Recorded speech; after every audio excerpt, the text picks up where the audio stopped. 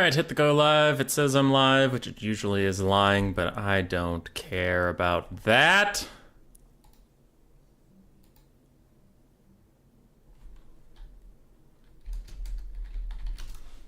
Alright, how are we sounding? Alright, hit the go live. Woo, we have the correct microphone. Hi, everybody. I need to post the link places. I need to do stuff, so you all can just wait a gosh darn moment while I figure this out. Because I'm just doing my best. Yesterday, we had a BBB Best of 5 for their playoffs. That content is scattered across Dov Plays channel. I think Tacticalitch has done some myself. The BBB official channel have also done quite a bit. So, yeah.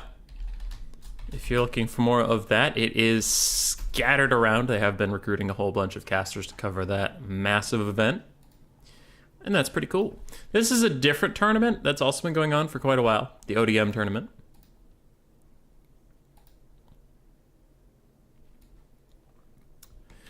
And I just now have a lobby code. Yes. Oh, it's Dua Lipa moment. Okay, that's pretty funny. All right, I have a blocker up. Yes, yes, yes, yes. So, due to scheduling things, Caradoc is over in the far, far east. It's getting pretty late for them. We are going to do the first place matchup first. So if you saw this stream, the co-stream between Tacticalitch and I earlier in the week, I believe it was Tuesday, though honestly it's all blurring together for me, you will know that Cal Harmon gave Caradoc a mighty fight to Game 5, but Caradoc did prevail. And Alfredino fought Lenorm in a pretty convincing 3-0, unfortunately for my good friend Lenorm. He did have one or two close games in there, but overall, Alfredino did prove to be the decisive victor on that day. So we'll see if Alfredino continues his reign of terror, or if Caradoc can put up a meaningful fight against him. I think Alfredino is probably the best active land battle player right now. Probably. Yeah. There's a couple up there that would be in contention, but like if I had to put money on someone, it'd probably be Alfredino. So I think he is a pretty heavy favorite for this series. We'll see what Caradoc can do. If he can take it to 5 games, even if he loses at that point, I think he can take it as a pretty good win. Or if he wins the whole thing, then obviously that's pretty huge. But for Caradoc, that's what I'm expecting. See what he can do. He is also quite good. The other side, Cal Harmon versus Lenorm. I don't know. I think I'm probably favoring Cal Harmon in that one. Lenorm is pretty scrappy, but I love Lenorm, just stating my opinions. I don't like to be the guy that's just like, everybody's equally good at everything and opinions don't matter, because that's kind of dumb commentary, because it makes an upset. Because if an upset happens, if you started out telling the narrative as like, everybody's equally good, even though we know that's not true, then an upset's stupid because you can't, the hype isn't there because you just claimed for an entire stream everybody's equally good, right? So Lenorm is about my skill level, maybe slightly better, and I consider Cal Harmon to be a good amount better than myself. So, ipso facto, I think Cal Harmon's going to be favored in that second series for the third place matchup. We'll see what Lenorm can do. We'll see if he could bring some fireworks, get an upset in there, but I usually trade pretty evenly with Lenorm, and Cal Harmon usually bodies my ass into the dirt.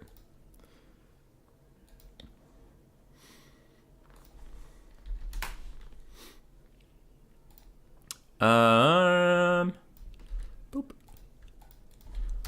So those are our 2 series for today. We are starting with the first place match just because of scheduling.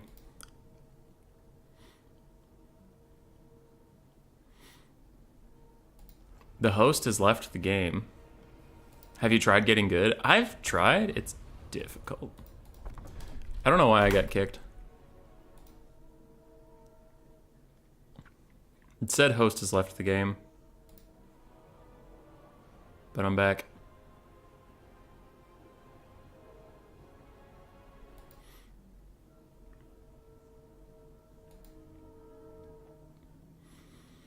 Sorry. Trying to figure out some technical stuff right now. Because the lobby said the host had left, even though the host hadn't left. Now I'm back in it. and all of a sudden Alfredino's unreadied up. I don't know what's going on! Alright, Lich is here. While I get him into the call, just a heads up, this is live, obviously. Last time Lich and I did some replays. If there is lag, we will deal with that when we get there. Hello. What up, dude? Hey. Well, not much. Just got back from work, and seems like we can jump straight into battle. Yeah, we can. Hell yeah. Looks like... So I gave the whole spiel on everything. You are here. We weren't sure if you're going to be here from the start. While we load into Game 1, you want to do the quick plug of who the heck you are? Oh, yeah. Tacticalitch here, for those who doesn't know me. Mostly do multiplayer LAN battle stuff. You can check out my channel on the description of the video, of the stream. Yeah, I assume you put it in there. Yep, you did. Yep. And yeah, mostly do LAN battles. I do battle replays, sometimes do some tips and short videos of Total Warhammer as well. But yeah, mostly a lot of general stuff about LAN battles, mostly, really. So yeah, if you want to see more content, feel free to subscribe. And I will also do another BBB Season 1 playoff this Saturday. So yeah, subscribe. Yeah, I was mentioning those are spread across the YouTube universe between you, Dove Plays, the BBB official channel. Do you know? Is there anybody else I missed that's been hosting those? If people are looking for them, I think it's mostly these three, and Yeah, it's just us three plus BBB channel, and I think there might be possibly some Spanish content creators who might just do some live streams, but not sure. Other than that. Gotcha. Well, I said this series was probably going to be 3-1 or 3-2 to Alfredino, and I said if Caradoc gets to 3-2, even if he loses, you should feel happy. Do you think that's a fair assessment, or do you think Caradoc's got a better shot than I do? I actually am not quite familiar with Caradoc's gameplay, but Alfredino is a really good player, that I know. And yeah, 3-1 sounds about right. I do trust your judgment more on this matchup than me, because, well, I haven't been playing Vermin League much, or being too active in the tournaments in general, but I am, I don't know.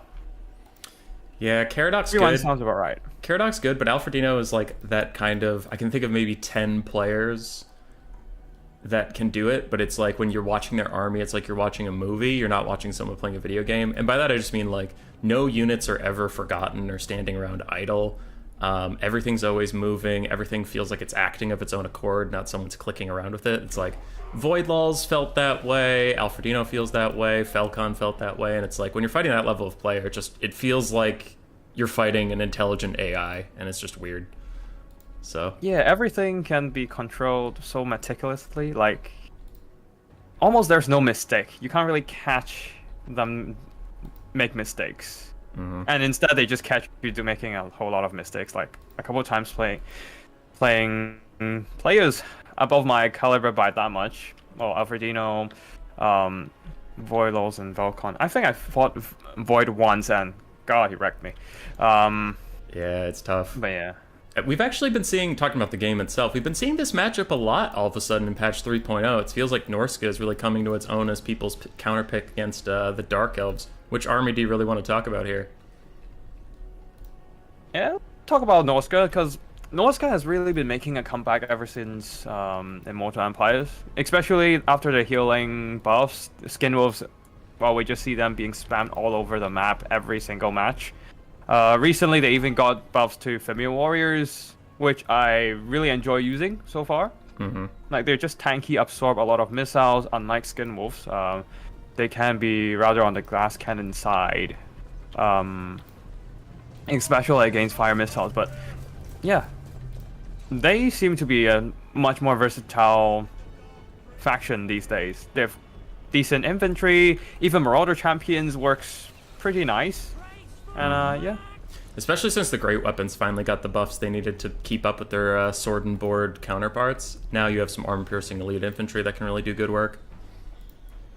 Yeah, definitely. But mostly we just see like Wolf and Rohirrim play styles usually. Like kind of like this one here. We have a lot of wolves and warhounds and ice wolves. Yeah, your clanmate strat game was the first one I saw really busting out, but the Norscan Ice Wolves are just having a field day these days. Like again, strat game is the one I learned it from, but he just realized their stats are really strong, high weapon strength, and the Frostbite means anything they can get onto, they can stick to, and really help out the Skin Wolves in getting that fight they want. And ever since then, Norska has relied on the Norscan Ice Wolves as a very key component in their mobile game, and it's been working out for them. Yeah, especially when combined with anti-large units. Skin Wolf Werkin, Skin Wolves in general, like they can just catch heavy cavalry and then the Skin Wolf will come in and do the rest, really. Well, it seems we have a pretty pitch engagement in the middle. Yeah, Throg and Malekith got in a little bit of a tussle, but then Malekith flies away. On the side, the Skin Wolves are now looping around. We might actually lose an entire Coldland Knight here for Alfredino. And yeah, it is doomed. Those Skin Wolves are on the back of it, and the Frost Wolves will keep them nice and slow. With only 46 speed, they're not going anywhere. They are just going to die here. We'll see if the Dark Elves can bail them out with a counter charge. Yes. Unfortunately, Cold Ones don't have the greatest speed, so once they got hit by Frostbite, even the faster infantry can catch up to them. So that might just be the end of the one Cold Knight, and the kite is still on with the Black Arquebusiers. The entire army is just constantly moving and dishing out the damage from afar. Yeah. And the kite, the kite is doing okay damage. But you can see that the Norskins are actually up in damage value right now, which is huge for them. So they're enjoying it. There's still Malekith coming in with all the healing, so we don't really know. We can't really say for sure. If the Skin Wolves can be finished off, then definitely the Dark Elves still have a good chance to come back. We can see already one Skin Wolf is routing. The Ice Wolves around them might just follow suit. Yep.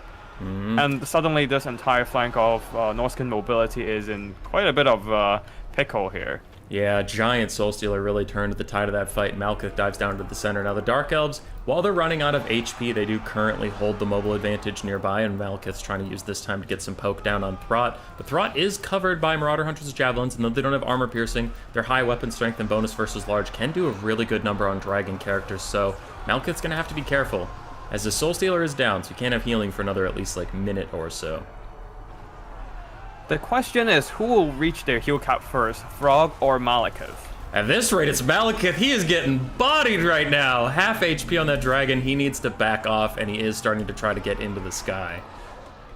Dang. Oh, all the javelins coming in. Oh, the damage. Yeah. I once landed Imric in front of some high elf, well, not high elf, sorry, Norskin jav throwers. They Plague of Rusted my Imric and literally one-shot him with 3 of those guys, so they are not to be messed around with. Yeah, javelins have impressive weapon strength, so kind of expect that. Is it another Soul Stealer? No, it's... Got canceled. Breath attack instead. Oh, that is a nice breath attack. Half damage, as in like half a unit gone from the Skin Wolves. That is some ridiculous damage for sure. But the balance of power has been stabilized for now, because it was slightly Norscan favored earlier, but now it's like in a dead even. Skin Wolves are pushed off by Malekith plus some skirmish fire. Ooh, that is some nasty Corsair bolts, and they're going to have to back off. Now, they're doing pretty good model-wise, so they have plenty of healing left to go if they can just get some space, get some breathing room, and sit back, while Throg and the infantry take their turn at just grinding through and giving those Skin Wolves time to get their breath and to get a valiant second charge into them. But I'm getting concerned. In the background, we haven't been talking about it too much, but the Marauders are running out of health. Like, I don't know what has been poking them down. It's probably these skirmishers and some charges and stuff, but Norska's infantry has taken a beating off screen, and there's not a lot left to support these Skin Wolves and Throg. It might just be the Blade Swords outstatsing the Marauders, really. Like, especially with the Murderous Prowess buff, they do have a significant increase in melee attack and damage, so they can probably beat Marauders if they have a nicely timed faction ability activation. And the Skin Wolf seems to be running out of steam despite the regeneration, because all the crossbow bolts plus their lack of armor, these are the unarmored variant, so they will be taking a lot of attrition damage as they're trying to chase down the skirmishing Black Arquebusiers. Yeah, and another key Soul Stealer in the backfield. It looks like it was almost going to hit 4 units, but nice job by Caradoc to separate out the Ice Wolves. Just accept that they're dead and get them away from your Skin Wolves so they don't take the extra damage. That's a very nice play, and it will keep those 2 units on the battlefield. Now it's just more Soul Stealers coming in at some point soon. Wait, I'm hearing something? Oh yeah, the Soul Stealer is done for. Never mind. But yeah, Norska seems to be out of bodies now. That's the real problem here. This could be pretty huge. If Throg turns around and fights, he has fight or die, so a ton of melee attack and a Spirit Lich onto Malekith. Malekith realizes that that's a losing fight and actually slips away, but that could have been a big moment because Throg also has Frostbite. People sometimes forget that, so if you get stuck next to him, he can hit you pretty good, lower your speed by 30%, and then he himself has 56 speed. He's pretty good at keeping Lords on the ground. Surely, especially with the Skin Wolves around, if Malekith got caught right there, it might be the end for him, but he did pull away with the cover from the Black Arquebusiers, so Malekith is back into disguise, and we can expect more Soul Stealer coming in. Judging by his heal cap and how the game's been going, I think he has 2 Soul Stealers left in his Winds of Magic pool. Because normally... that should be enough to turn the tide. If he mitigates them well enough, he can heal cap on his Dragonov Soul Stealers. I think he only used 1 while he was at full HP, so I think that means there's 2 more left. And he's again challenging Throg with Skinwolf support nearby. I don't know about this. Fight or Die is still on cooldown, so Throg doesn't have that. Oh, this might be the end for Malekith, but it seems that a Soul Stealer coming in. Sorry. It's a risky gamble. He's getting worked on, though. I don't know if it was worth it. The Spirit Leech is also taking him down. Now, he will heal up from the Soul Stealer, but that is a lot of damage, and as you said at the start of the game, it's a battle of heal caps. These characters are probably both going to hit it, so just every piece of damage you take really matters. It's like having just an extra long health bar, and everything eventually counts. That is true. Although Frog is now kind of isolated, a nice Breath Attack coming in. Not doing pretty decent damage. Yeah, the first half of it missed somehow, but the second half did plenty. And it seems that Frog might be just running out of steam. There's no javelins here to support him either. Yeah, and the Dark Elves have so much stuff left on the ground. The Blackheart Corsair handbows without any ammo, the balance of power really counts them out, but they are an 80 armor and 33-29 melee stat infantry. They're doing fine, but Throg is kicking Malekith in the teeth! Oh, he's getting him! Oh, might be. The Troll King might just be able to do it. Is he gonna make it? Oh, a charge attack from Malekith dashes away from the Troll King. That was clutch. And there's his last Soul Stealer, but it is going to heal him up while damaging Throg and the Sorcerer, and that'll probably proc army losses. That was so close this time he got Malekith. Because aside from that, looking around the battlefield, just like nothing can clear out these Blackheart Corsairs. It's over. If there is a Wintertooth Crown, maybe, just maybe, the Soul Stealer plus Frog can make it work, but there is none here, so... Yeah. What? Wait. Skin Wolves charging in? Nah, their leadership can't hold. Army losses coming in. Yeah, but even if they kill Malekith, they can't kill 3 full health Blackheart Corsair units. Man, that was a close game. It was a very close game. Yeah. You want to go through the army performances? Yeah, I'll do Norska's. 2,000 for Throg and 2,100 for the Deathcaster. 1 Fate of Buna onto a cold one night, but then the rest was just Spirit Leeching Malekith, which is appropriate. I mean, we saw how low he got, so it definitely kept him under pressure. Skin Wolves didn't get their value back, though they were mostly harassed by like 2 to 3 Soul Stealers were focused on Skin Wolf blobs, and there was a lot of that Blackheart Corsair fire going on to them, so they were just harassed. They couldn't find that like bump and grind melee fight they want to sit in and regen. They just kept getting Soul Stealered and poked and prodded, and they couldn't sit and fight. Norskin Ice Wolves did fantastically, so did the Beast of Tashnar. Javelin Throwers also did nicely, and Marauders, unfortunately, got run around the map, all of them getting, well, one of them got good value, but the other 2 are sub 100, which is really brutal for Norska. So, for the Dark Elves now? Alright, so, Koa Knights.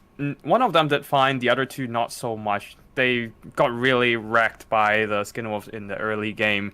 And the Blackheart Corsairs did pretty well. Most of them used up their ammo and still have a lot of health to give, and they're pretty decent in melee combat, plus a lot of armor. So, did they have the chevrons, or did they earn the chevrons in the game? They earned them. Not quite sure. Oh, damn. That's a lot of chevrons and XP. Dark Riders didn't do much here, got wrecked. The Bleak Swords did pretty well. That's probably where all the damage to the Marauder came from. All of them got some pretty decent kills and damage value so far. Yeah, recovered their total cost. And Malekith, as usual, you would expect him to carry the game with Soul Stealers and Breath Attacks and Cycle Charges. And, well, he basically did. Although, if he didn't survive that one snipe at the back there, it might just be the end for the Dark Elf. So, very close indeed. Indeed. Now, we did, about the event, we did do pick and bans before the stream even started, so we should have pretty quick turnaround times. There won't be any stalling for picks or that sort of thing. Alfredino immediately flips over to Nurgle, so it looks like we'll have Nurgle versus something. Caradoc's probably still just reviewing the builds and seeing what he could have changed. Looks solid then. Wait, sorry. It's Nurgle versus what? Sorry, again. Sorry, I just took a drink. Yeah, no worries. As soon as we got in the lobby, Alfredino switched to Nurgle. So Yeah. I imagine it's Nurgle versus something, but I don't know what the other thing is. Is Okay. Caradoc's just sitting on Norska reviewing what they could have changed about their build? Okay, cool. Give me a second. I'm just gonna load up YouTube chat and because I jumped straight in front of my laptop as soon as I got back from work. So. That's fair. Chat's actually been pretty slow today. The only comments I have is "you're stinky" and "you're dumb," and those are good comments. Those are what I like to read. Let's see.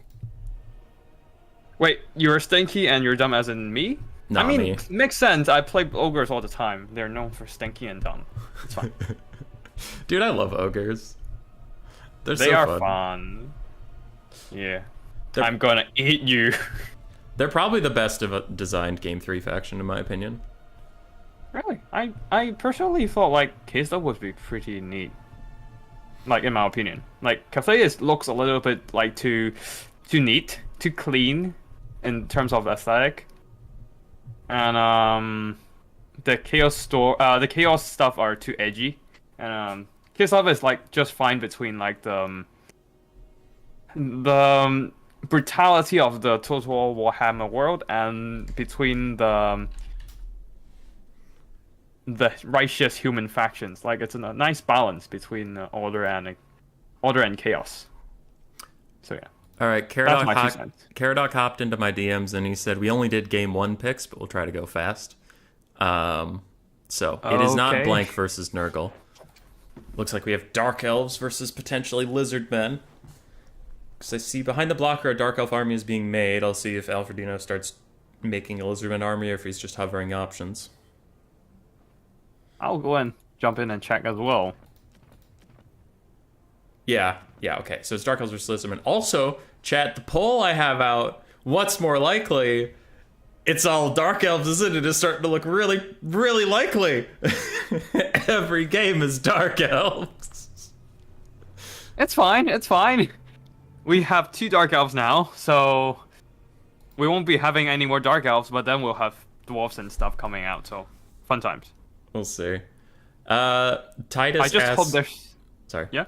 I was going to say, Titus asked about a Famir Wizard, if they're viable for Norska. What do you think? I've actually recently been souring on them because the wind of the Shadows cast got nerfed with Pit of Shades, got some nerfs, and overall death magic is so strong, Famir don't have access to it. And I feel like Famir are really expensive. When I could take a Shaman, just put him on foot, give him 1 or 2 spells, and he costs like 500 gold, versus a Famir that's always going to crest 1,000. And the Famir are like slightly better melee combatants, but I still need to protect them. So it's like, well, if I'm going to protect you anyway, I'd rather pay 50% less. But that's just my thought on it. I do agree with that, because the Familiar Warriors have armor piercing, but you wouldn't be using the caster to go into melee anyways. Like, you, as Norska, you have enough anti-single entity armor piercing. Even Wolfric, even if you not bring him on his Mammoth or Chariot, he can simply stack stuff like Plague of Rust and his Hunter of Champions to debuff enemy armor, and then they can just hit him with a Sword of Torgold. And that is more than enough armor piercing. And then Frog, of course, he is armor piercing himself with his big giant hammer, so... And the extra DPS from the Famir Bale Fiend doesn't really matter. You'd rather just save some funds for more stuff on the board instead of like getting a more expensive caster at that point. So, the only thing that they're better than the Shaman Sorcerer is that they have the From the Mist ability. But then if you bring your caster on foot, then Missile would not be a great concern anyways. And you don't really benefit that much from the extra missile resistance from the Mist ability. Yeah. Mm-hmm. Yeah, and you don't have access to Metal Magic with Familiar Fiends. Or Death. Sorry, I'm busy plugging your channel. I appreciate that. I should go and make an announcement on my Discord as well. Cuden was wondering if this was the finals, and then I told him the semifinals was earlier, and Romulan Dog was asking who the co-caster is, so just had to... Okay. Had to do that. I mean, it is... we're in a bit of a break right now. I took it just load in. Right? Alright, good. Dark Elves versus Lizardmen. We're seeing an increasing amount of this, because for the longest time I felt like it was Dark Elf mega favored, and then I feel like Lizardmen kind of finally figured out how to play them, because a lot of different, like, to give credit, a lot of different units are strong for Lizardmen right now than you're used to in Warhammer 2, so a lot of Lizardmen players tried to play them the way they used to, realized they kind of suck, and stopped playing them. But the meta has really come into its own that Ripperdactyls are quite strong. These 400 gold Skink Skirmishers are very, very strong. Life Slan plus a Revivification Crystal are quite strong. So it's a shifting of the mindset, but it took people a while to actually get on board. And with this new playstyle versus Dark Elves, it's tough. It has been tough. They continually get ground out by all of these skinks, because all Elven rosters are so expensive that they frequently struggle to clear out massive amounts of chaff and cheap bodies, because every 4 of them that you kill, 1 Dark Elf dies, and that's actually a good trade for the Lizardmen. So these little skinks with their tiny blowpipes, they don't do a ton of damage, but over the course of a game, they'll kill a lot of Dark Elves and just whittle down your army until nothing is left. So they have come into their own, and Ripperdactyls dominating the skies. The Dark Elves have a very weak air game. It's mostly just a Dragon Lord and maybe the Crows of Cain, ROR Harpies, but other than that, you don't have a lot of air support, so the Ripperdactyls can largely do whatever they want, get to where they need to be, and shut down Dark Shards or other armor-piercing missiles of the sort. All right. I do agree with that assessment, but yeah, this seems to be a spicy build from Alfredino. A lot of Air Force, and a lot of poking from afar, and a ton of Feral Cold ones? I think some of those are Coldland Riders. Yeah, Coldland Spear Riders. There's 2 Coldland Spear Riders in there. All right, we're getting off to the start of the game here. You want to quickly summarize what the Lizards brought? Yep, sure. 3 of the Ripperjectile Riders, 1 of them the Colossodon Hunters, 4 Skink Skirmishers in the front. Their poison would be slowing the Cold One Riders quite nicely. And then at the back, a ton of Skink Cohorts with Javelins, supported by Cold One, Feral Cold Ones, and also Cold One Spear Riders, and also a single Slan Mage of life. And you can do the Dark Elves, for your favorite faction. Yeah, for Caradoc, we have Bleak Swords and Dread Spears across the front line, triple Dark Rider Repeater Crossbow, Malekith up on his dragon. Once again, surprised we're not seeing more of that Dark Elf Sorceress with Soul Stealer, but apparently Malekith is still highly valued. We have a bunch of Cold One Knights, 1 Harpy to support Malekith in the sky a little bit, and some Dark Riders to chase off anything that routes, but the Dark Elves, again, are paying for a very expensive Dragon Lord. Their ground forces are going to straight up lose to the Lizard Men, and Malekith's going to have to make the difference. I don't know if he can actually make it, because there's too much Javelins on the field, and he is quite susceptible to them. Even the blowpipes would be doing decent damage to him. How much armor piercing do they have? 2 armor piercing for short, but they have a lot of bodies for the Skink Skirmishers. 120 models, that's quite a significant number. Maybe a rare mistake from Alfredino here. His Skink Skirmishers way overextend. They end up in melee with Bleak Swords, and a Cold One Knight tries to charge him, but they just pull back. Actually very little damage onto them, so I guess he knew what he was doing there. Ooh, and a big Cav engagement. Ripperdactyls diving in to support Cold One Spear Riders against Cold One Knights. This is rough for the Cold One Knights.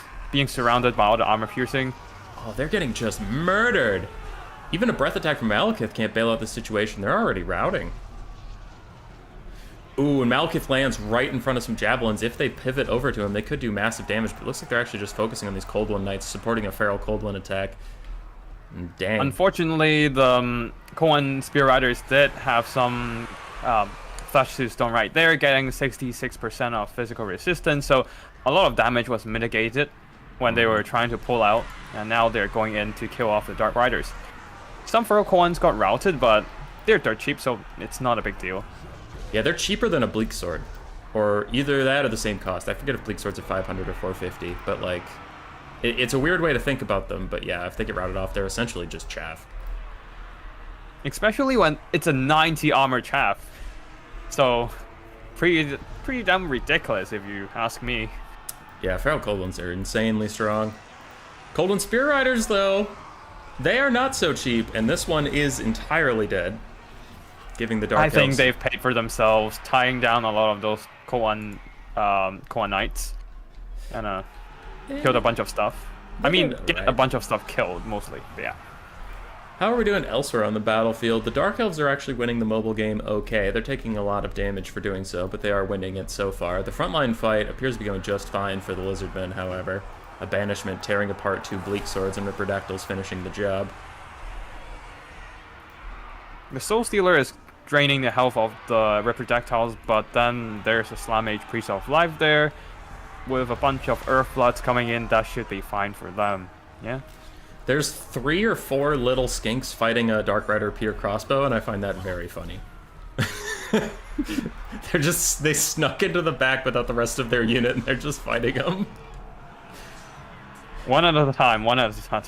And eventually the entire unit will be there. Eventually. So Caradoc is up on damage value for now. He has withstood the first Lizardman rush. A lot of Feral Cold One and Cold One Riders have taken significant damage.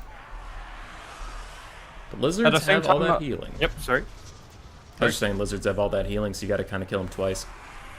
One thing to note is that a lot of the Javelins have been used up.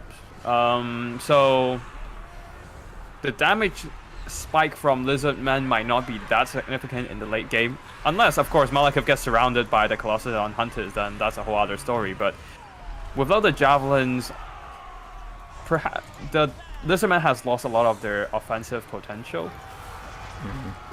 Oh, Malekith is murdering these Colossodon Hunters right now. Are Dark Riders Soul Stealer as well. Are Dark Riders firing up, or is he doing that entirely on his own? It's hard to tell. Oh yeah, he does have some Dark Rider support. But even so, the Colossodon Hunters can mitigate the damage with their missile resistance, so it's mostly Malekith, I assume. You're having a sudden lag spike after having no lag so far whatsoever, which makes me extremely concerned it's going to be a drop. Oh no. Yeah, because I mean, we do have players from all over the place, so... Yeah. It's just weird to go from absolutely no lag to all of a sudden game grinding to a halt, and it just makes me super worried someone's going to drop. Which this game is so far from over that we couldn't possibly call it. Indeed. Let me just quickly check some things. I'm going to pause my stream so I can still see the chat, but just put as little stress on the system as possible. Okay. Never mind. The lag spike has stabilized. Nice. Things are back. For now. Good, good, good.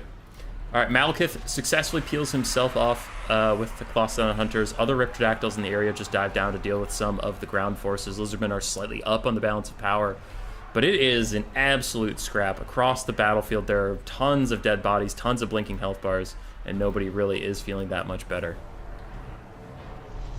It seems that Breath Attack is coming towards the Ripperdactyls, and pretty nice damage. Yeah, pretty nice damage. A quarter nice of HP gone. The Colossodons are getting Flesh to Stone. I thought it would be a heal coming in, but I guess it is on cooldown or something. Yeah. I wonder, it's just wearing off now, so it was probably at the tail end of that fight with Malekith when they were taking a ton of damage. It was probably just a, oh crap, oh crap, oh crap, throw it on them. But it might be that as well, because it's a pretty short duration spell, like 19 seconds. even on overcast. So I don't know. Let me just check. Yeah, even overcast is 38 seconds. Never mind. Yeah. So, Malekith is running back to deal with these little skink skirmishers. The annoying part for these Dark Riders repeater crossbows is those skinks are just peeling them off of the entire fight. They can't get close to the fight without taking a big volley from such a little unit that's just not worth their time. So they need Malekith to come and deal with them, get them out of the fight so the Dark Riders can rejoin without taking too much damage in the process. And all of a sudden, the battle went from even to decidedly in Lizardmen's favor as just the Dark Elves got wiped out across the map, and the Lizardmen are just the last men standing. They're in the blink of an eye, all the Dark Elves just left. The damage value is actually rather even, but it seems that the healing from the Slan Mage is really doing the work here. Plus, all the routed Dark Elves are being cleaned up, yeah. Mopped up by the mobility of the Lizardmen. Mm-hmm. The skinks are indeed slightly faster at 48 speed. Yeah. Malekith is trying his best to stop the skink skirmishers, but then the Koan riders are right behind, so he doesn't want to stay there for too long. Yeah. Now, what I do worry about is a legitimate Malekith versus the world scenario. If Alfredino sends in too many of his high priority assets at once and they all get Soul Stealer to breath attacked or something, that could be a huge problem for him, as he has very limited things that can take out Malekith. And we saw earlier how well Malekith did versus the Clostodon Hunters with a little bit of Dark Rider repeater crossbow support. So he has to be careful. This game isn't won yet, but he is definitely in the commanding position. Definitely, especially his Ripper Projectile Riders, a lot of them still have a ton of models left. 7 on the Colossodon Hunters, one of them has 9 models left, so can probably almost fully heal themselves. And Ripper Projectile Riders, another 6-unit model left on the third one. So there's still a lot of killing power for the Lizardmen on the board, so... Mm-hmm. Yeah, he just has to be careful not to group them all up, and he'll be okay. And Alfredino is the type of player that can keep that 2-for-1 Soul Stealer. They're grouping up. Nope, splitting. He dodges just with one. In time. Yeah, nice job. Still a good heal for Malekith, still good damage on the Ripperdactyls. This is really where you can see the difference between like a top tier player and a regular player. Because I would have got hit by the double Soul Stealer for sure. Yeah. But this kind of a finesse, yeah, even the tiniest micro can be executed by these kind of players. It's just so impressive when you see it live. Mm-hmm. Now, not to just make it the Alfredino show, Caradoc both games went toe for toe, blow for blow, and toe to toe with him all the way up until the end when there was just a mass rout or something. But he is playing out of his mind. Like normally, Caradoc will beat me in most series we play, but it's close. If he was playing like he is right now against me, he would win every single time. So I'm glad he's showing up on the day and putting in a really good performance. It is always great to see some great players going toe-to-toe to each other. It is the real spectacular. Real spectacle, yeah, that's the word. Pardon my English. What else? Malekith have been beating the Ripper Projectiles hard in melee fight. The Ripper Projectiles might just not be able to kill him. Yeah. Even with that many models. He's doing his best to put on a show. And, like, the thing is that bounce power is horrendous right now. But remember, the Lizardmen have a ton of their bounce power in a full health Slan, which, depending on his Winds of Magic, if his Winds of Magic hits 0, he is literally worthless. Like, he does nothing for this fight. He's just a bounce power stick. So, the bounce power, while I'd agree the Lizardmen are definitely in a commanding position right now, we have to watch out for that army losses, because there could be some shenanigans where actually, if everything was unbreakable, Malekith might be able to kill everything off. That Slan is just a huge, huge weight on that big red bar at the top. Yeah, unfortunately though, the Dark Riders repeater crossbows are taking a lot of skirmish firepower. So that really doesn't help Caradoc right here. Another attempt at a 2-for-1 Soul Stealer, another dodge. It is bringing back the balance of power for the Dark Elves though, so that's pretty nice. Oh yeah, they definitely need it. And at the start of the game, we talked about these 400 gold skinks coming back into the meta, and you can really see their value here in the late game. They're just making sure these repeater crossbows can't sit and do what they want to do, and they've already all paid for themselves. They're nice little combat pieces, and you might want to consider adding them to any of your builds when you're facing an opponent with expensive units, because they're just cheap. They get their value back, and they require very little hand holding, because if they die, who cares? They're a chaff unit. I still remember it used to be a chameleon skink meta, but it seems that the basic skink skirmishers are getting their time to shine, and the more expensive chameleon skinks just are nowhere to be found, which is quite funny.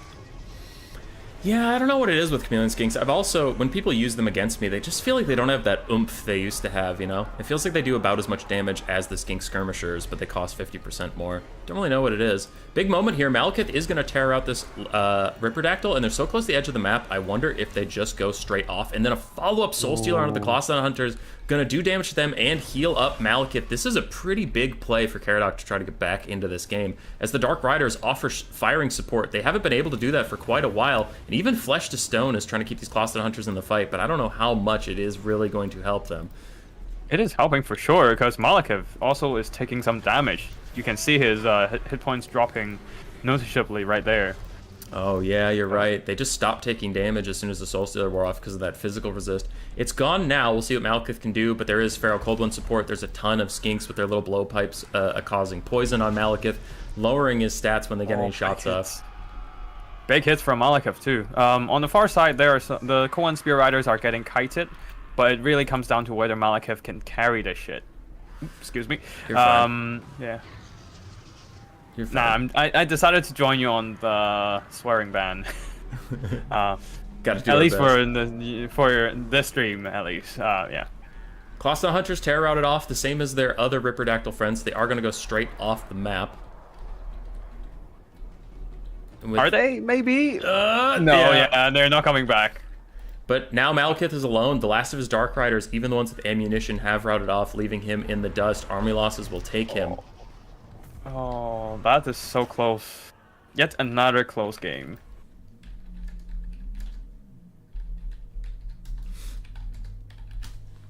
Put $1 in the jar. Yeah. Alright, wait. You did Dark Elves last time, so I'll do Dark Elves this time. 3,300 on Malekith. Really tried to carry that game on his back. Cold One Knights did okay. Got poked a lot by the Skinks. Crows of Cain didn't get to do as much as they wanted. The Repeater Crossbows did fine. Dark Riders did alright, and the front line of the Dark Elves didn't get to do much fighting. They mostly just got shot, kited, and dove on by Ripperdactyls. So there wasn't a lot of infantry versus infantry grinding, which, I mean, if you look at the Lizardman army, they had 9 ranged infantry, so they didn't really want to walk up and fist fight you. Yeah, all of the skinks did some pretty noticeable damage there, earning back a decent value. At least most of their value is recovered. Skink skirmishers definitely recovered their own value. They are indeed dirt cheap. Feral Cold Ones, they are just bodies for mobility pressure, and really just to push enemy troops there.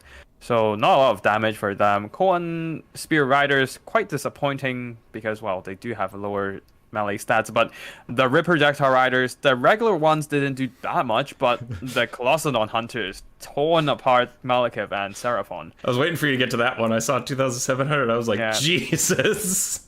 That's why I was waiting to leave it till the last, man. Like, you gotta leave the best for the last. But yeah, the anti-large, armor piercing, and Toad Rage really comes into play here, I assume. And the healing too. The Slant Mage sustained healing just kept them alive long enough well into late game. Very impressive indeed, despite taking a lot of damage. Slant Mage get some damage with banishment, I assume. Mm-hmm. Yeah. Still 800 gold worth of damage from like 2 banishments. That's pretty nice. Did he take Blood Statute of Spite? Yeah, he did good. I'm I not love sure that he thing. did. It's like a free Melkoth's Mystifying Miasma, but you get 4 charges of it. And of course, it's not free. You pay for it, but it'll pay for itself in like 2 casts. Oh, okay.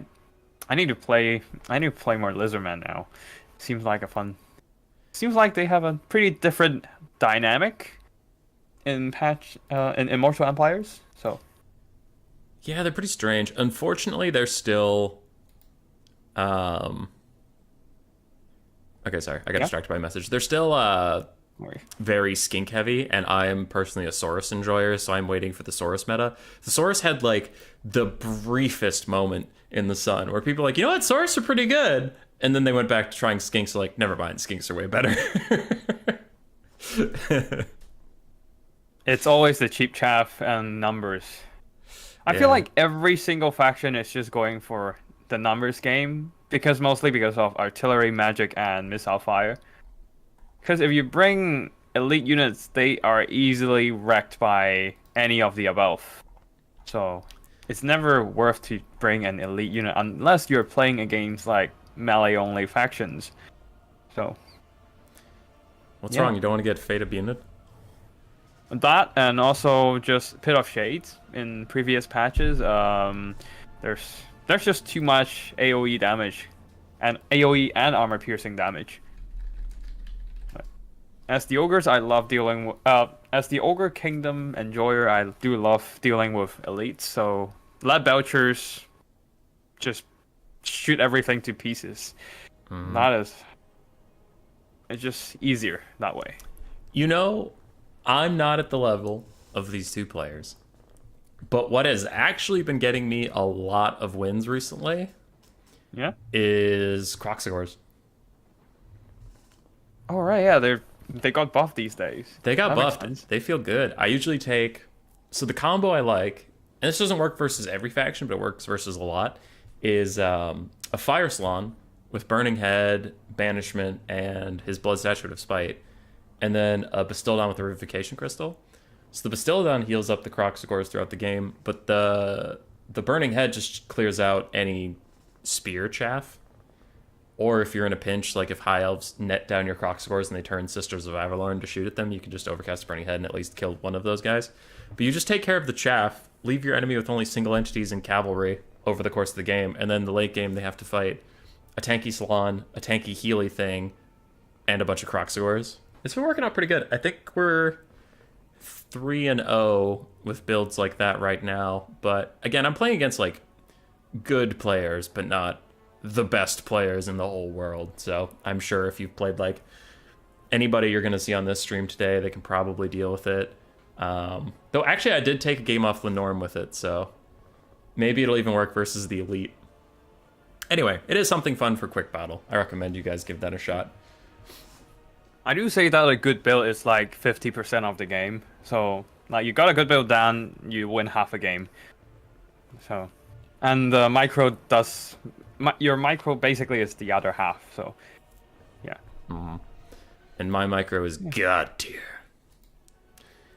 Also, Caradox hovering Kislev. Is he honestly placing his tournament life online and he picks Kislev?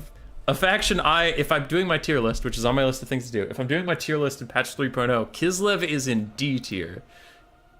Okay. I'm sure it's not lower. They're pretty low. They're pretty low on my tier list right now. They're hurting, man. Yeah, it's sad because I really like their aesthetics. Especially, they actually put in squatting animations for the Streltsies. That makes Streltsies my auto favorite unit, other than the Axe Gun.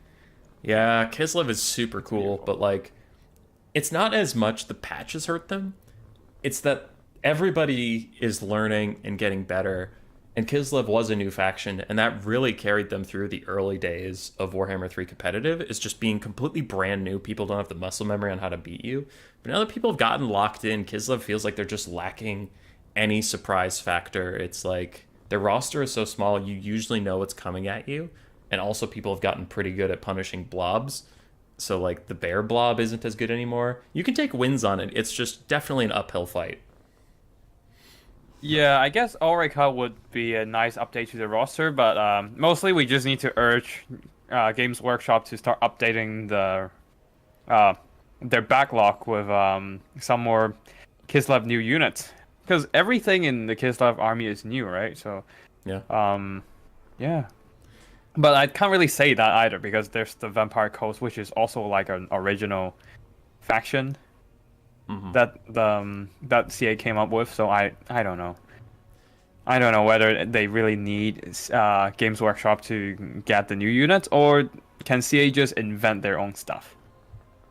They have campaign exclusive feral bears that I really wish they would just put on the main roster. Oh, that would be nice. Kind of like Saber-Tusk packs or feral cold ones, just like some form of mobility pressure that isn't either 1,500 gold or trash. Yeah. By the way, I used to love like skirmish. Yeah, sure. we went on a rant about Kislev. That's not actually the faction he locked in. He did lock Empire. So Caradox not literally insane. Empire is a solid faction here. But I do wonder how it fares against the infinite Siege Blue Fire spam. I like this matchup a lot. I usually play it as Empire. I'm a not so good Zinch player. I'm a pretty decent Empire player. It feels quite even. There's a lot of back and forth. There's a lot of interesting decisions that you have to make throughout the matchup. And a lot of builds you can go as with the Empire. Zinch, it does feel like you're stuck. Again, if you're playing at the high, like, you're playing to win. Obviously, Zinch could take anything they want to and lose. But if you want to win in this matchup, it feels like you are stuck to one or two ways of playing the game. But the Empire can try a lot of different stuff. You can try to cav rush them. You can try to artillery, outshoot them. You can try Boris Todbringer and challenge the skies and that sort of thing. So I don't think I've seen a build like Caradox. This is new from what I've experienced. Like Reichsguard, Marcus Wolfhart, Double Caster. Yeah, so we'll see how this works. That's a lot of cavalry, honestly. A lot of heavy ones. Huntsman. Interesting.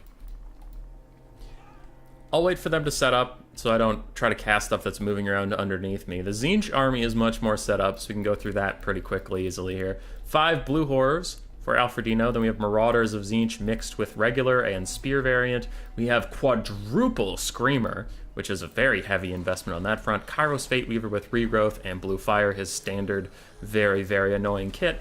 And a Soul Grinder of Zinch, his usual faithful companion. Pretty good in melee, but mostly about that Lord Snipe with his very deadly pseudo-homing bolts.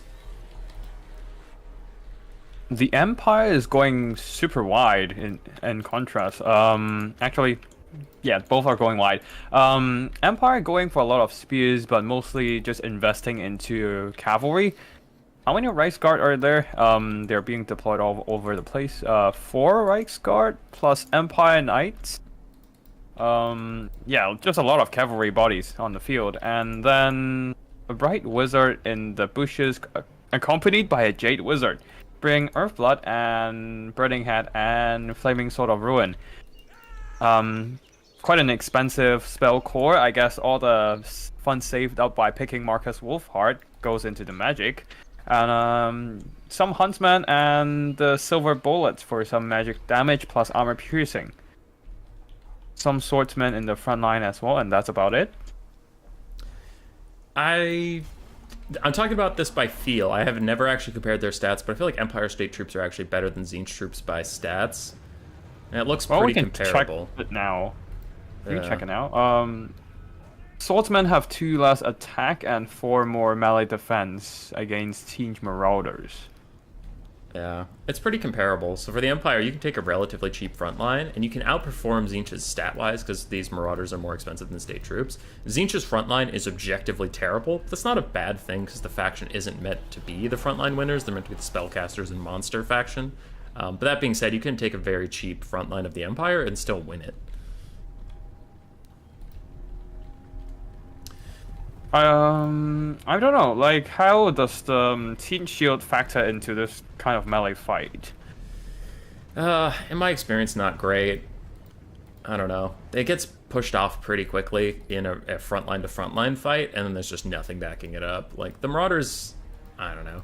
Like, they're necessary for the roster. I think they're well balanced because, like, this Zinch roster is so good at so many things, but their frontline is trash, and that's kind of meant to be. As an Empire Knight loses 1/3 HP off of a Blue Fire, casually. As always, Blue Fire being Blue Fire. Yeah.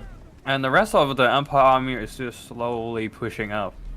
While Kairos is just poking from the skies. Yeah, good start here for Zinch as the Empire tries to close some of the gap. And Boojlicious is mentioning it in chat. I think BBB Rego Smolsky. I think he's BBB, but I don't remember. Anyway, there was a guy I was facing in the BBB tournament and in this matchup, and his Screamers got like 2,000 value, killing a Knights of the Blazing Sun and then an Empire Knight.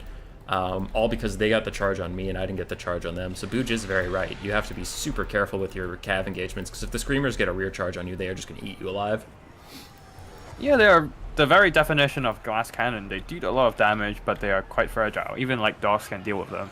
If they didn't, they get charged. But yeah. You see that net in the middle? Yeah. The Screamers were like, we're netted, but we're just gonna creep forward. That was funny. I think it's the bug where they just move forward when they're in a charge animation, right? Yeah. I mean, they're going to die anyway. They're already almost on the crumbling part. And a counter net from Tzeentch onto these Reichsguard, and they just get melted by a bunch of blue horrors. Yeah. At least they're absorbing the firepower from Tzeentch and just disabling them for the late game, but then it is just blue horror, so I don't know how much of use is that. Yeah. The Huntsmen and the Silver Bullets have been free and clear to fire this whole time, though, and that is what the Empire is doing. Everything on this battlefield is roughly considered chaff except for these 3 ranged units, so as long as the Empire keep them safe, they are going to be very happy with how things are going. Now, the Blue Horrors have shifted their fire onto the Huntsmen. No, they're still shooting at cavalry, it's just the Huntsmen are taking some strays. Alright, so they're still happy with what's going on.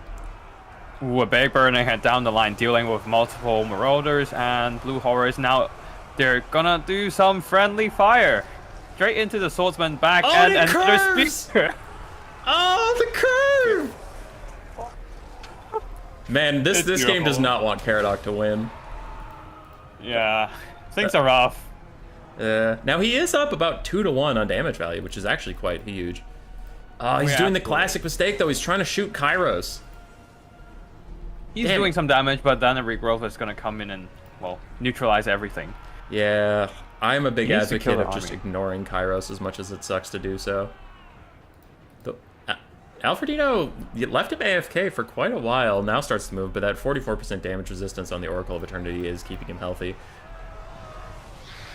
And Caradoc taking over the battlefield, this cavalry rush is just buying him so much ground space. Blue Horrors are starting to crumble, the Soul Grinder is pushed back, and all 3 of the foot characters are quite healthy, so that Soul Grinder has not been able to do the sniping he really wanted to do. Oh, and the Empire's especially Marcus is just hiding all the time, right? Wait, no, he's in the middle of fight, so he's not stalking. But doesn't matter. Okay, he's shooting and doing negligible damage to Marcus. Yeah, I don't know if he's the best at sniping out foot characters. Actually, I've gotten to try it. Especially one in the middle of a fight like this. Your bolts are going to hit Empire Knights who are crisscrossing over him. They're going to hit Blue Horrors. Like, there's going to be some friendly fire. And Tzeentch is running out of time. He's running out of battlefield. Kairos has to get some stuff done now with a big blue fire. I don't know if that's enough. They hurt the Silver Bullets, but that's some kills, I guess. Yeah. It's a good cast, but it's not going to turn the game on its head. It's a good spell, but it just doesn't do enough damage fast enough, I guess. Yeah, it seems like Empire has control now. They're still up 2k balance of damage value.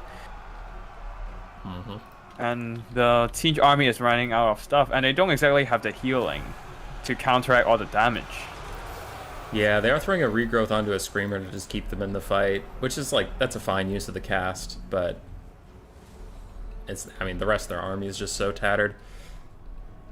We might get into some Soul Grinder kite shenanigans, but he's down to like 1/3 ammunition, and there's so much left to kill. And there is this little Earthblood caster, some people were talking about the double caster. This is a strategy versus Tzeentch. The Empire casters on foot with like 1 spell are about 500 gold. So if you pair 2 of them, it makes it a lot harder to snipe, and especially if one of them is a healing caster, you can throw out Earthbloods to make them even harder to snipe out. And Tzeentch is so much about just Lord sniping you and terror routing your army that keeping Marcus Wolfheart and magic on the field is super important. It's usually worth that investment, actually, if you can keep them alive, which Caradoc has been doing quite nicely. Yeah, everything is just standing here, and there's not much Tzeentch can do. I don't see how they can turn this around, honestly. Even Lord sniping wouldn't be doing too much here, I think, because there's so much Empire troops around that are relatively healthy. At least the Huntsmen are running low on ammo, I guess. And then the Soul Grinder can kite and cycle charge a bit. Looks like they're using most of their ammunition on these Screamers for the more guaranteed value, because single entities are much better at dodging than multi-entity models are, and if they get these guys just beneath crumbling. But ooh, the Gaze of Fate army, Gaze of Fate net into the army ability combo, really trying to one-shot these Silver Bullets and take them off the field. That should probably do it. Actually, no. Wait, yeah, that probably would do it. It's still coming. It always lasts longer than you think it does. So the Silver Bullets might rout here, but we are losing 2 Screamers in the process. leaving Tzeentch with just one Screamer, a Soul Grinder with almost no ammo, and Kairos. I think the Empire has enough bodies left on the battlefield to finish this out, honestly. Yeah. I feel like almost as if the army ability should be cast on some lobbed up Empire troops instead of one silver bullet, but then I'm sure Caradoc has the micro to just back out of that fight if the army ability is cast. So the bigger problem is the cavalry here, because obviously if it was all infantry that was left, maybe the cycle charging will work, but cavalry can actually pen some stuff in. Cavalry give you some agency in the fights, and it just allows the Empire player to dictate some of what's happening. Marcus Wolfhard is getting close to being sniped out, though. Blue fires and some Soul Grinder shots have been getting poured into him. His healing cap's actually within sight, so we'll see if he gets a couple more Earthbloods his way just to keep the Empire's leadership topped off. But the last of the Screamers is dead. We're down to just 2 single entities versus an entire Empire army. Damage value is 3,000 in the favor of the Empire, and I just don't see how Alfredino pulls this back. Marcus is still shooting at Kairos, and Kairos does not have the shield, so he will be taking damage from every shot. Another blue fire comes in, but Marcus is still standing, and a Hunter's Snare. Yeah, Soul Grinder with the hero shot, though. It was, it was standing in the middle of Spearman and just wound back that Zeus throw and used the last of its ammo to snipe Marcus Wolfhard. He's real low. I think we have a follow-up blue fire that is about to kill him. I don't see even an Earthblood saving him at this point. He's just too low. So Wolfhard's gone. I still think the Empire's going to win it. Yeah, Caradoc doesn't even waste his time. He just uses an Earthblood on his 4 cavalry. He's accepted that Marcus is dead at this point. And wow, Kairos is just going to let him go. Uses a blue fire on some Spearmen and Cav. Oh, he's probably just casting the ability and then go and finish Marcus close and personal. Yeah. Okay, why waste the magic on an almost dead unit, right? Kind of thing. Fair. We still have a lot of Spearmen, a lot of Cav. If Wolfhard gets pushed off, then the Terror Outs might start, but a lot of this Empire Cav is Reichsguard, making them more elite than basic Empire Knights, and they have a good amount of HP. I don't think that this is going to be a Terror Out, like, W for Tzeentch. I do think it is just over. Yeah. Tacticalitch did say that Weird Spawn plus more spawns would have been a better combo into this Empire army build. What's your opinion on this? Probably now that we know what the build is, but I think Alfredino's build is the more standard Tzeentch build that's like take on all comers and have a chance to win. I know a lot of Tzeentch players take almost this exact army into pretty much anything, so I think it is a bit of force of habit. And when you are in a finals, you don't really want to try anything new. You kind of want to stick to your guns and use what you know works. But I think for this game... Marcus is back! Yeah, he's back. He's firing in. Kairos didn't finish him off. Yeah, back to weird spawns and stuff. Oh, yeah. I think it would have been better versus this matchup now that we know what it is, but Alfredino's probably just sticking to comfort in a finals. Yeah, that's fair. That's fair. Yeah, Marcus is dishing on the damage. Regrowth is keeping Tzeentch in the fight, but I don't know for how much longer. And there's the blue fire. He's like, I'm sick of you, little man. And it went into the ground. But it's still gonna kill him. No, it's not. 55. He's chilling. Yeah, he's still. Yeah, now that the army ability is used, Caradoc really has no worry about being bombarded, so he just goes all in right now. Trying to grind out everything in the vicinity. That leadership on the Soul Grinder is so low. I'm waiting for it to just tick down to demonic instability and leave Kairos all on his lonesome. But if there's a regrowth coming in, then there might still be a chance for Tzeentch, because there's nothing good at killing large units here for the Empire. He's cast 50 million blue fires and 2 regrowths. I refuse, actually maybe 3 regrowths. I refuse to believe it, but yeah. It's Kairos. You never know when he will still have magic left. Also, Marcus Wolfhard's at 0 leadership, meaning he could rally. Soul Grinder's crumbling. Oh, it stops crumbling. It manages to rally somehow. Wolfhard's still in the distance. It's a regrowth! He's trying to use it, but it's already crumbling! Oh no! Oh no! It's not even gonna get cast in time! Oh no, now he just has it for himself. Yeah. It's the same thing where like a regrowth is attempted, but then the unit just broke. Yeah. Like last time we saw it. Yeah. And Kairos is done. He's officially crumbling. And Caradoc takes a game, makes it a series. It would have been a shame if he got 3-0'd because he played two like really good games, and I feel like a 3-0 would just not do justice to how close the games really were. All the more for us, more content. Yeah. Loving this action right now.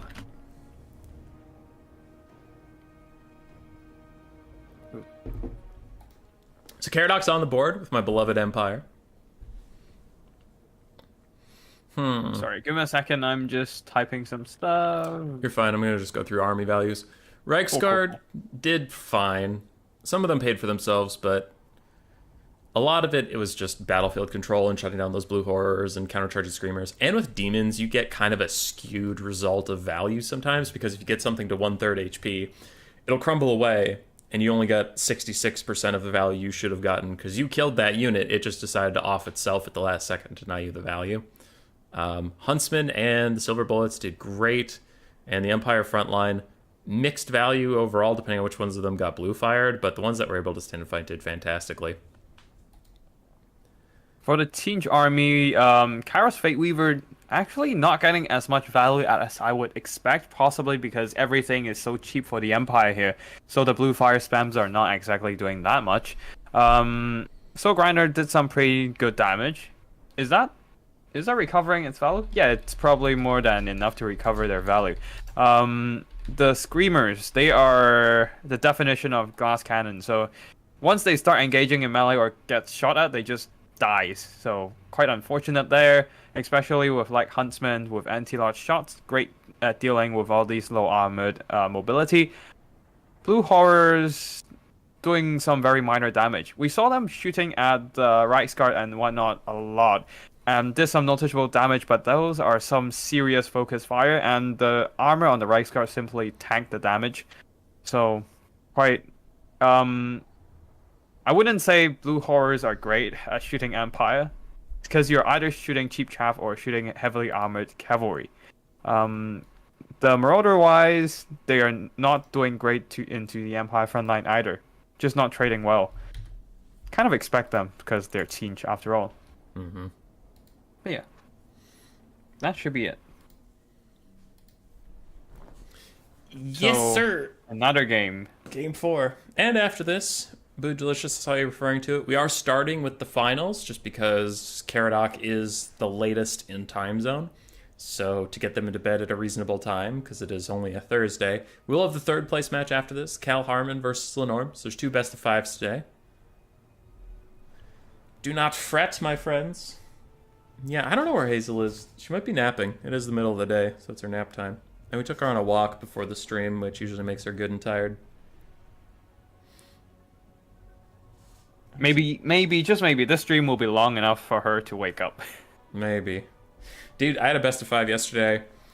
I was there. Yeah. Oh wait, you had a best of 5 or you cast a best of 5? I cast it 3 hours Yeah, I was for there. best of 5. That was brutal. We had like... I was there. Yeah, man. 3 of those games went to about 20 minutes. Because what was... There was another one that so went to long 20 in the minutes. end. Not the Dwarf Dark Elf one. I'm trying to remember what the other one was. The Vampire Count. That one was pretty long. Ogres versus High Elves was long. Because, Oh yeah, they took a lot of time to regroup. yeah, anything they routed off, they chased to the very edge of the earth, and then the High Elves reformed ranks and kept firing their bolt throwers, but...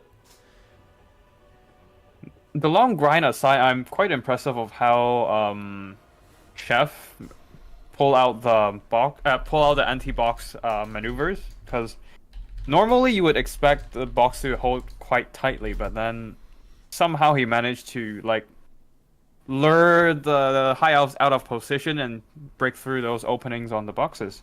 Yeah. So. That was quite good. Good punishment. But of course, the end of the entire stream was a pain. Oh yeah, but that's just dwarves right now, unfortunately. And they are strong, but any game versus them is going to take you quite a while. That one's not really a fault of the players. It's like this This is unfortunately the way they are incentivized to play this faction, similar to Cathay, where it's like, I mean, you can play this faction boring, you can play them wrong. Like, so, Yeah, yeah, yeah. that was a good series. Sometimes I do find there are some fun Dowie builds out there. Like personally, I like to play the full Vanguard one, but those are not meta at all. So at the hands of a okay player like me against a good player, I just get wrecked. Yeah. Yeah, I like dwarves in theme. I love their voice lines. I like Thunderers. I like Iron Drakes with Trollhammer torpedoes. I like a lot of those things, but that's not the meta right now. The meta with dwarves is miners with blasting charges, slayers, and then the hero hammer, and that's just like, oh, those are my least favorite units. Oh, I don't know. Yeah.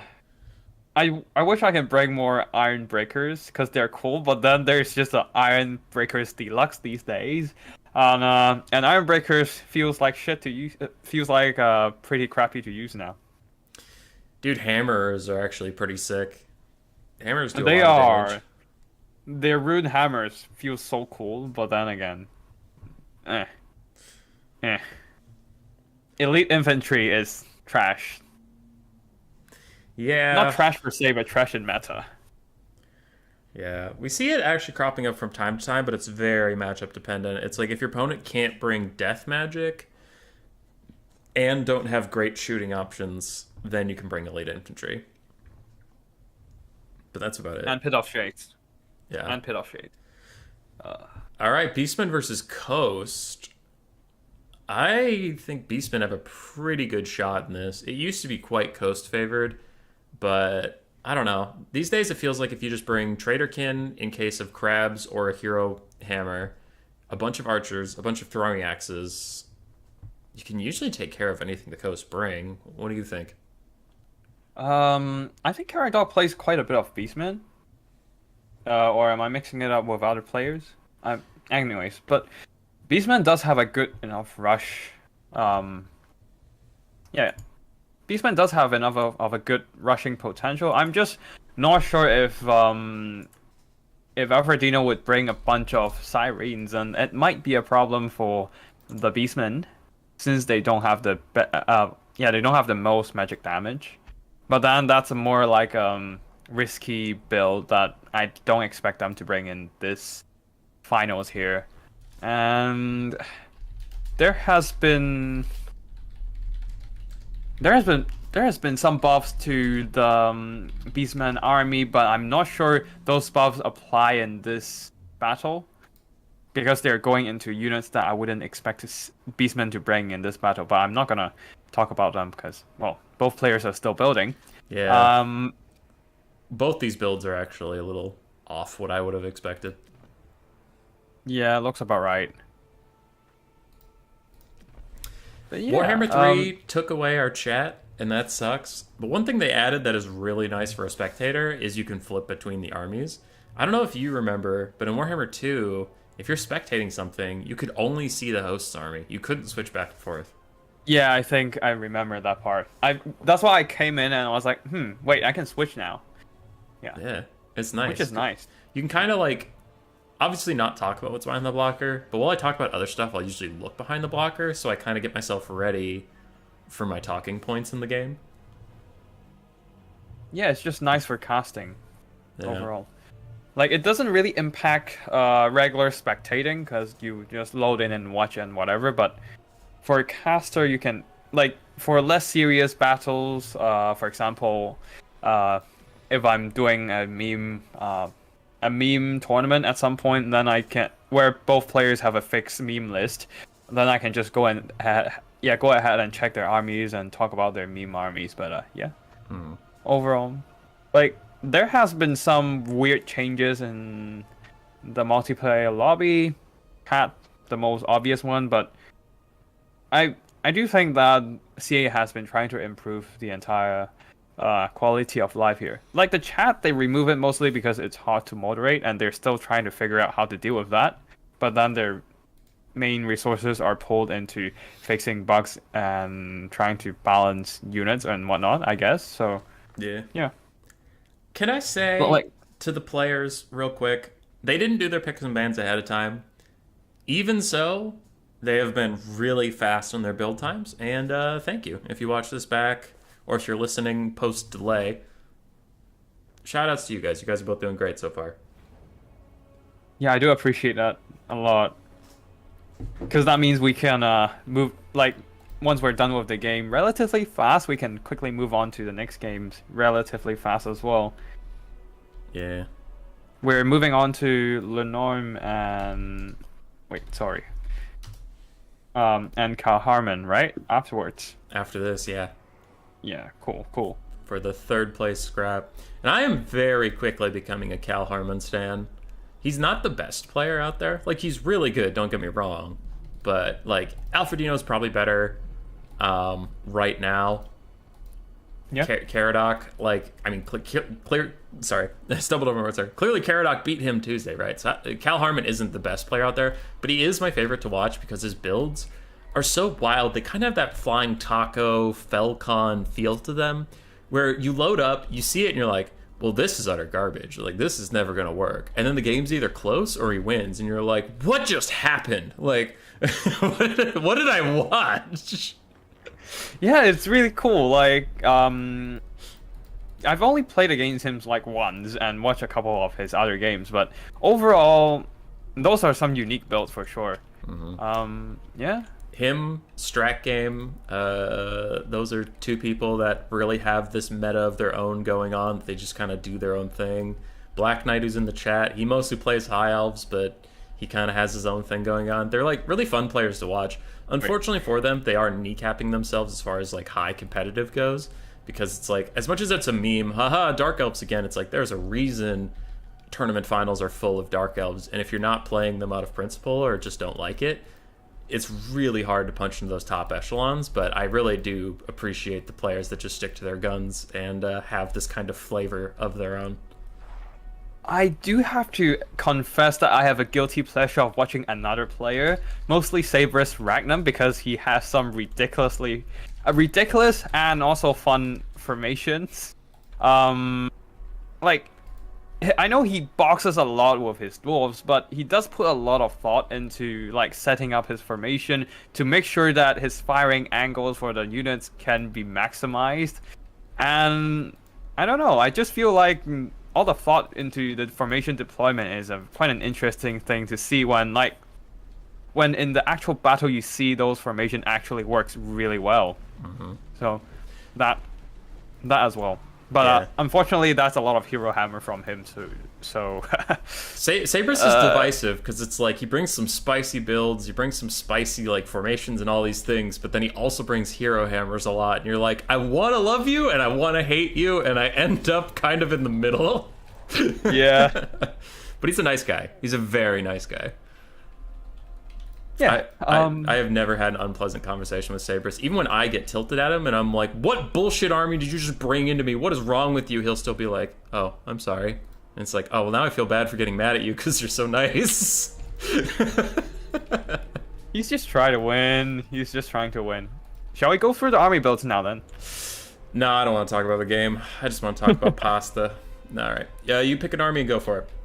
Yeah, sure, I'll go for Beastmen. We have a front line of Angor Spears, and then backed up by some Angor Raiders, actually 4 of them, a lot of Archer Fire, and we have more missiles from the back here. Centigors with throwing axes, one of them, the Grok Hooves of Wolf's Run. And then there's also a single Butchers of Kalkengard and a Cygor in the front line there. What is in the bushes there? Oh, a Brave Shaman of Wild hiding in the tree line, just in case somebody tries to move up and shoot him. Like, they can't see him right now, so they wouldn't know he's there. Yeah. And of course, Morgor leading the army with his Chaos Spawn summons. That should be all. For the coast, we have a bit of a blast from the past. Deck Dropper spam, the pistol variant. So a little bit of poke there, but the Gunnery White on a Crab we haven't seen for a while, probably mostly taken for his reload and Scab Scrape mechanic. And we have Noctilus up on his peg leg. I thought we saw a Carronade, but it was apparently just Noctilus shooting. And then a whole bunch of zombie gunnery mobs, including some bombers, some pistols, a bunch of random chaff, and 2 animated Hulks with the Lamprey's Revenge, Round Promethean ROR in the back. Traderkin is traditionally thought of as a hero sniping tool, and it is, but it can do a lot of damage to the Lamprey's Revenge because of their low model count, so that is something they have to be careful of, not grouping up around Noctilus or the Gunnery Wight where the Traderkin can get 2-for-1 value on them.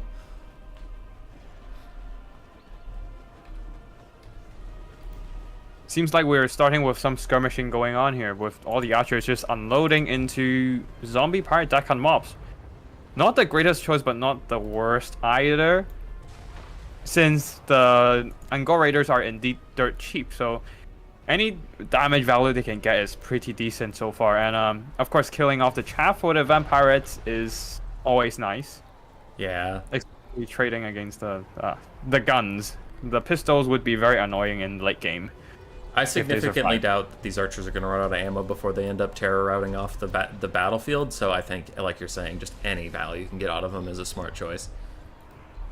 Yeah, and unfortunately one of the Angors just got wrecked by a Scapscarab. Yeah. Yeah, so...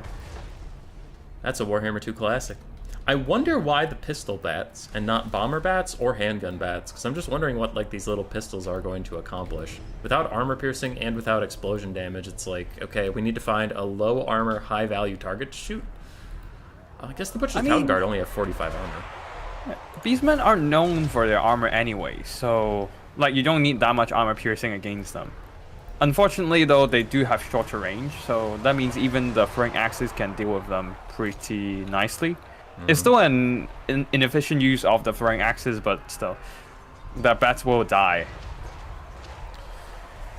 Now, for the damage values, Alfredino is up by about 700 in this early game, and bombers are wrecking the Spearman herd, allowing the zombies to continue their march towards the Ungor Raiders and stop them from firing for too long. Cygor is about half out of ammo, and he has done decent damage so far, but the Beastmen front line is faltering very quickly, as they are known to do.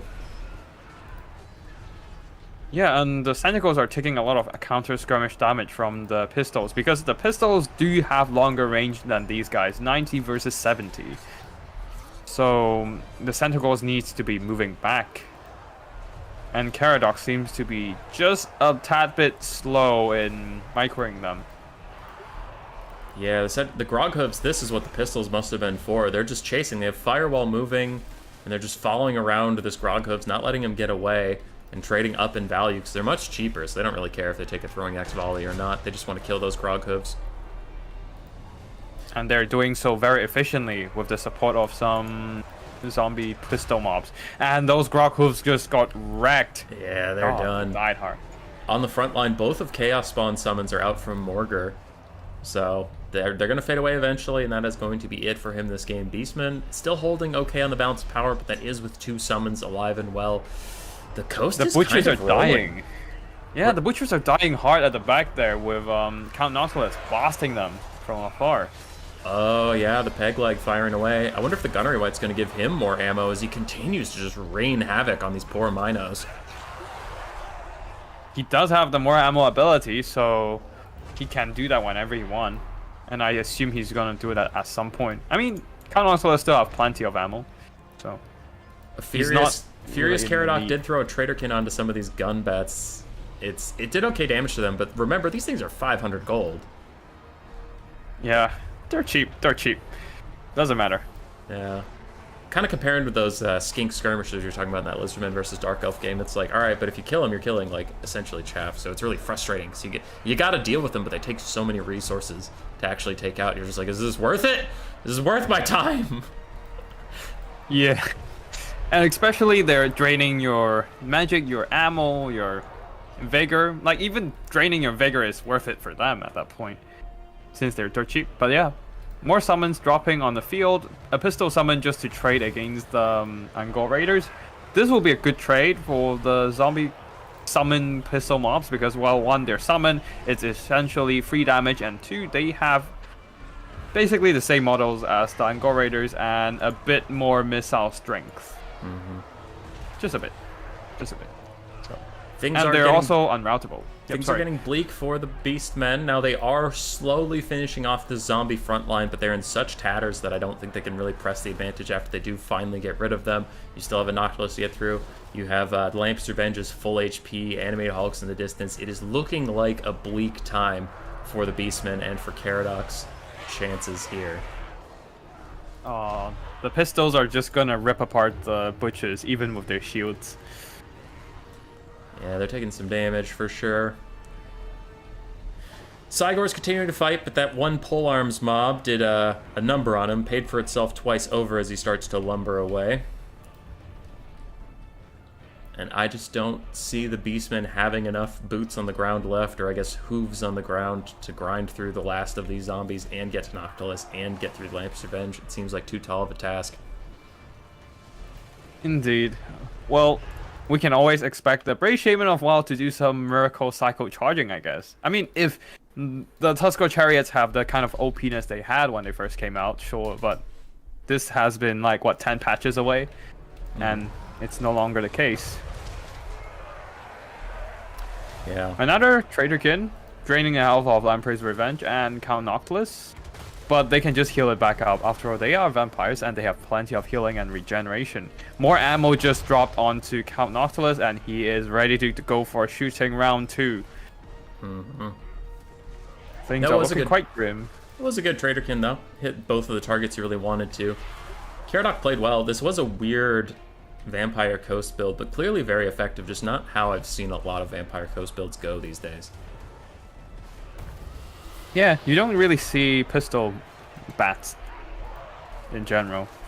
Yeah, they clearly did quite well. And the rest of the zombie units can simply grind down everything from the Beastman side. Morgar, the Shadow Gave, will be able to tank, but yeah, eventually he'll just get worked down. But interesting enough, he does have enough missile resistance to tank the pistol shots, and Count Noctilus, despite being a massive monster and whatnot, having great weapon strength, Colossus has a really awkward time hitting foot characters, or just anything smaller than a horse. So, yeah. But I'm not sure if, yeah. Looking across the battlefield, it's pretty ogre. Those blue health bars are low, their leadership bars are lower. Morgar is the only healthy thing left, and there are way too many opponents left waiting for him.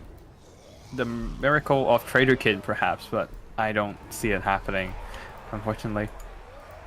Yeah. Pistol bats in a greenskin roster? Those would be the weirdest greenskins I've ever seen. Sorry, chat was talking about. Yeah, I actually need to chat as well. Alright. Throw some gobbles in. Yeah, gobos with maybe winged squigs. That would be fun. Yeah. Squig lobber. That would work actually when you think about it. If they're lobbing goblins, why can't they lob squigs? Then, yeah. Easy. Oof, that was a nasty shot onto the Brave Shaman of Wild. Now, Caradoc's been scrapping pretty well into this. I do think it is doomed. There's just too much health left, but like he's cleared out a lot of the other chaff. It's getting down to just Noctilus, Lampert's Revenge, and the Gunnery White. But ooh, an overcast invocation to heck on animated hulks and pistols and his Gunnery White. That's a big oof. Yeah, and Count Noctilus can simply charge straight towards Morgar and just regen with the hunger.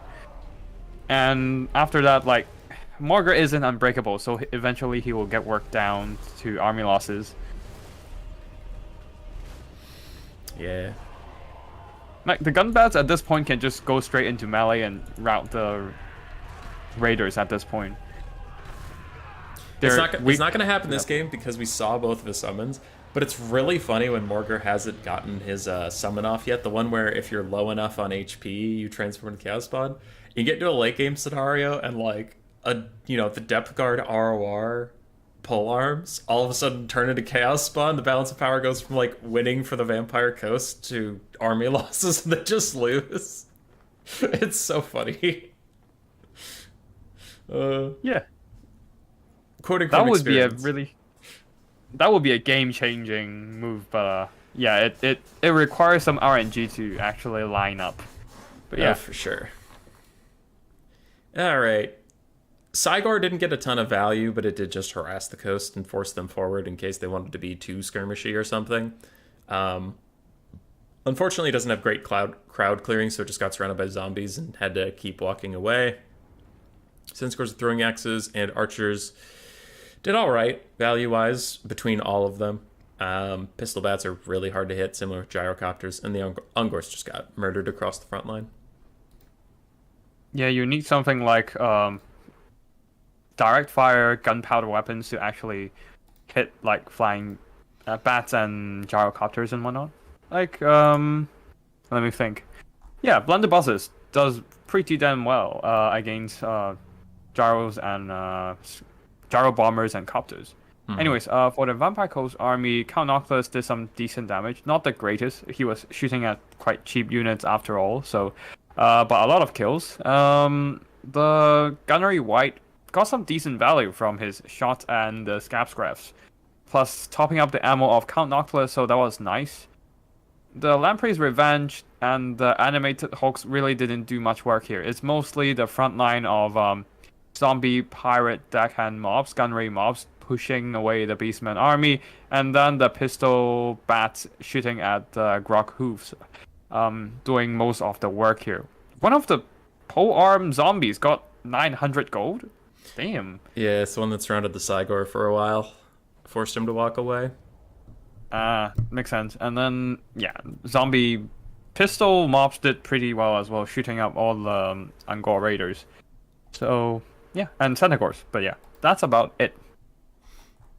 GG to both players. Yeah, GG to both players. That was a really good series. We saw some close games and some top tier micro as well. Do you know if Lenorm and Calharman have set up their game yet, or? Yeah, they set it up. I'm in the lobby right now. Alright, I'm gonna check Discord then to see if you sent me the code. Yep, you did. Yeah, I sent you the code. Perfect. Yeah.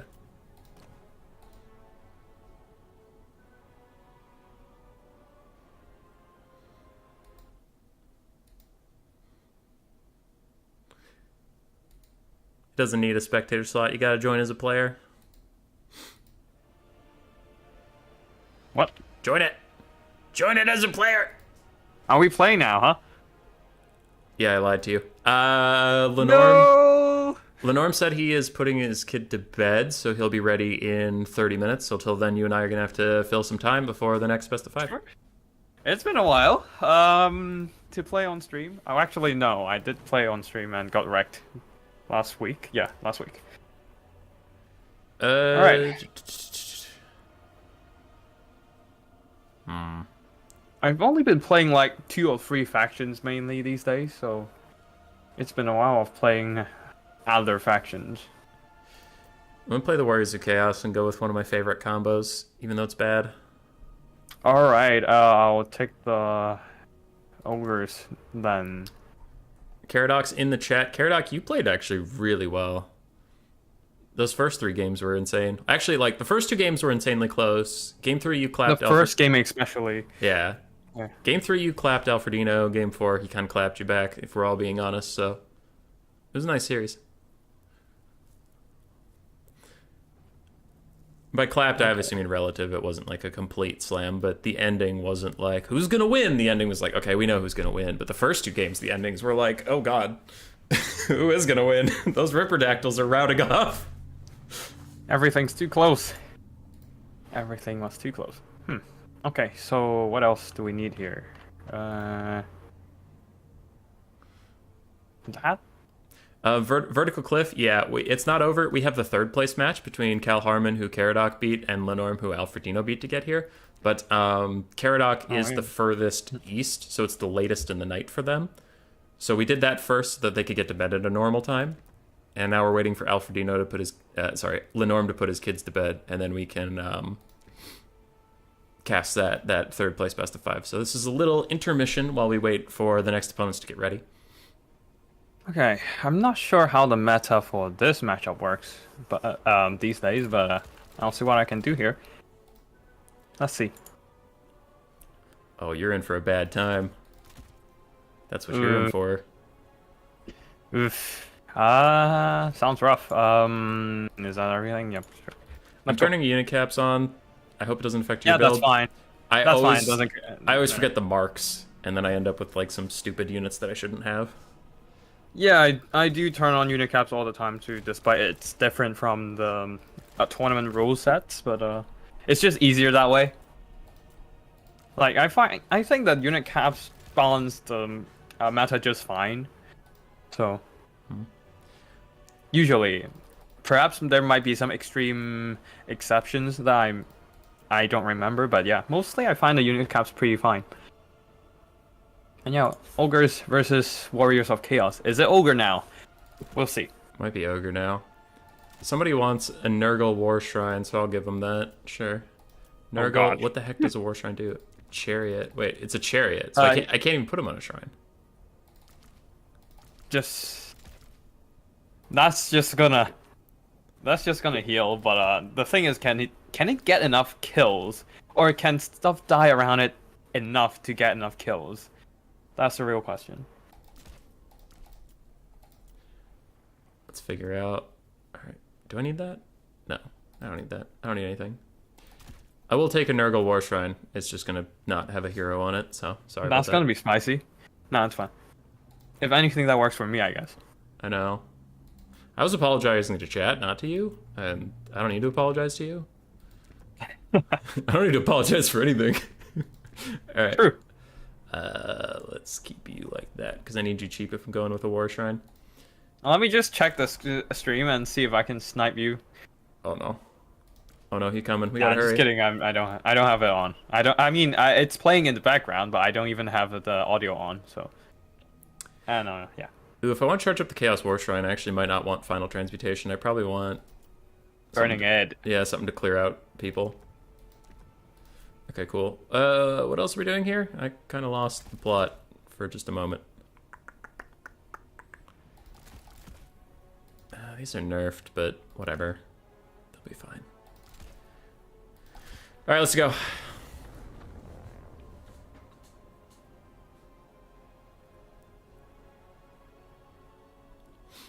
I do wonder what you brought other than the Chaos War Shrine and perhaps Archaeon. So, my favorite Warriors Chaos combo, even though it's not the best, is Festus with healing, so that I can heal Dragon Ogres and Skull Crushers, which the game was not balanced around those getting healing at all, so that just makes me super happy.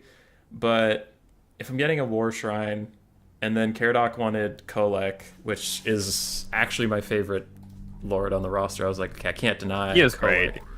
So. He is great. Oh god, that might be a bit of an issue. My troop count is super small. Tons of expensive stuff. Oh god, what is your build? 900 bodies. It's definitely not a bunch of Dragon Ogres. You don't have to worry about that. There's no Dragon Ogres here. Let's do this.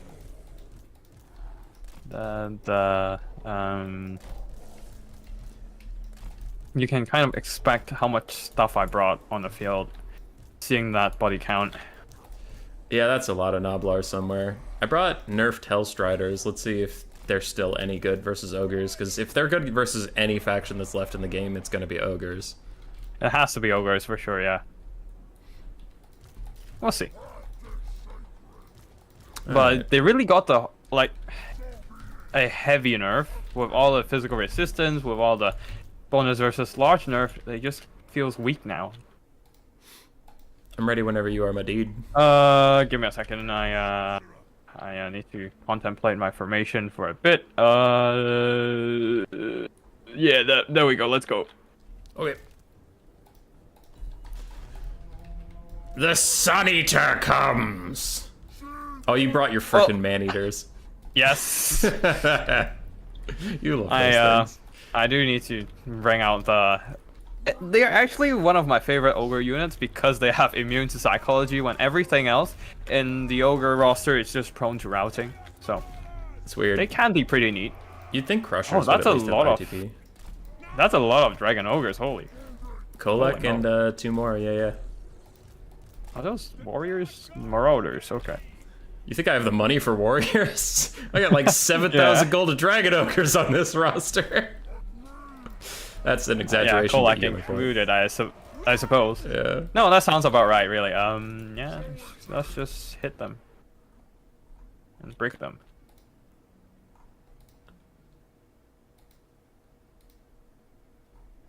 Caradox says we should stream more together. Yeah, we can. But we do have to match our timing a bit since we are quite far away from each other, time zone wise. See, I don't want to stream more with you because you're a bully. What do you mean I'm a bully? Dude, this whole stream you've been so mean to me. I've been bawling my eyes out. You can check. Shit. And that's when Tacticalitch realized. Time to run. Come here! You come here! Sun Eater! Oh crap, those are man-eaters, run! No! Not like this! Shaggets, help me! Alright, we're pushing in. You guys need to push forward. I do want a burning head near my war shrine, so let's try for that. Owie, lead belchers go whoosh! Okay, I can pull back one unit. Can afford to bring these back as well. Oh god! How are your man-eaters doing, Lich? They're killing my man-eaters. What the fuck? Don't you heal them! Don't you heal them, Route, you stupid man-eaters! Yeah! Who's gonna defend you now? Nobody! Oh crap, all my army's falling apart. It's not looking so good. Go in! Oh, these guys can pull back. You think lead belchers can save you? They can't save you from nothing. Fuck your screw your summoners of rage. Ow, they they took that to heart. They are dead as hell. Kolek, you're chilling. Screw Kolek. Screw everything. Lab archers, you can pull back a bit. But what if Burning Head causes a massive terror route? Yeah. What will you do then? Holy hell. Hey, Sabertusk's your last one standing. Get out of here. Shoot. I have business with your boss. And these guys can back off. You guys can go. As I said, man-eaters can be pretty damn good. Yeah, they're holding, they're chilling. My War Shrine of Nurgle is almost halfway charged. Yeah, but what can you heal when everything's dead, right? Right? I can heal my hurt feelings. Oh, that was a good one. Thanks. I'm still just trying to kill your stupid lord surrounded by all these dumb man-eaters. I'm gonna get him. Oh, I forgot an entire Sabertusk at the back there. What the hell? No, you didn't. What the hell am I doing? I'm gonna get this frickin' lord! You! Leave me alone! Not with Belly Slapper, mate. Not with Belly Slapper. And here goes the route. No! Route. No! Route. No! Damn it! Did you break Goblin me? Yep. That's not nice. Shouldn't brain I Goblin appreciate people. the recommendation. I've been enjoying using that spell so far, so yeah. It is a good spell. He was gonna get him. Was is the keyword here. Was is the keyword, but your rampage means I'm back, baby! Round two! Whatever, man. Like, I've got the stuff at the backfield, so I'm chilling. Round two! We don't quit! You realize I have some man-eaters here, right? You realize I don't care about that. Come here. Push through, Kolek. No! Alright, he's got to kill these man-eaters real fast. Back! You know what? Oh, don't bring Goblin me again. God damn it. Oh, that was funny. Yeah. Discombobulated. Multiple times.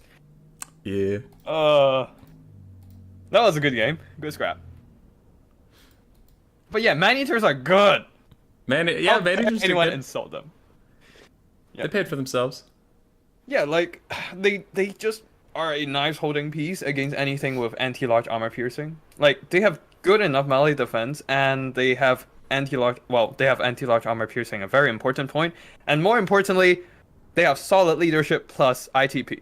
So, against like big monsters, they would not tear her out. So, yeah.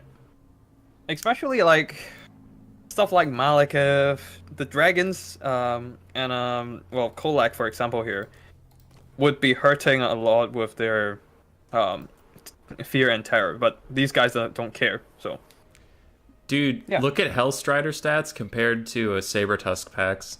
Sabertusk packs have 14 more melee attack and 2 more melee defense and 40 more weapon strength. Good lord. Oh, they got the really bad end of the nerfing here. Oh, yeah, that felt brutal. Like they could have used like 10 bonus versus large instead of 5.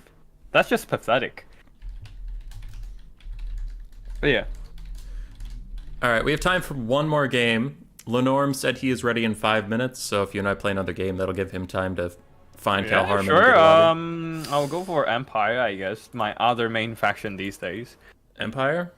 Yeah. Okay. Are you Slaanesh-ing? I was just looking at Hellstriders for the moment. Chat, what do you want? What do we want?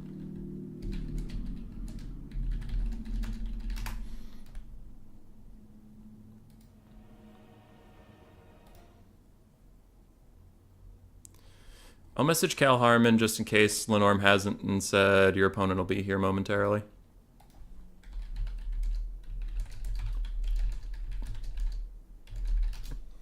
Kolak should be unbreakable. This is from Cypher. What do you think?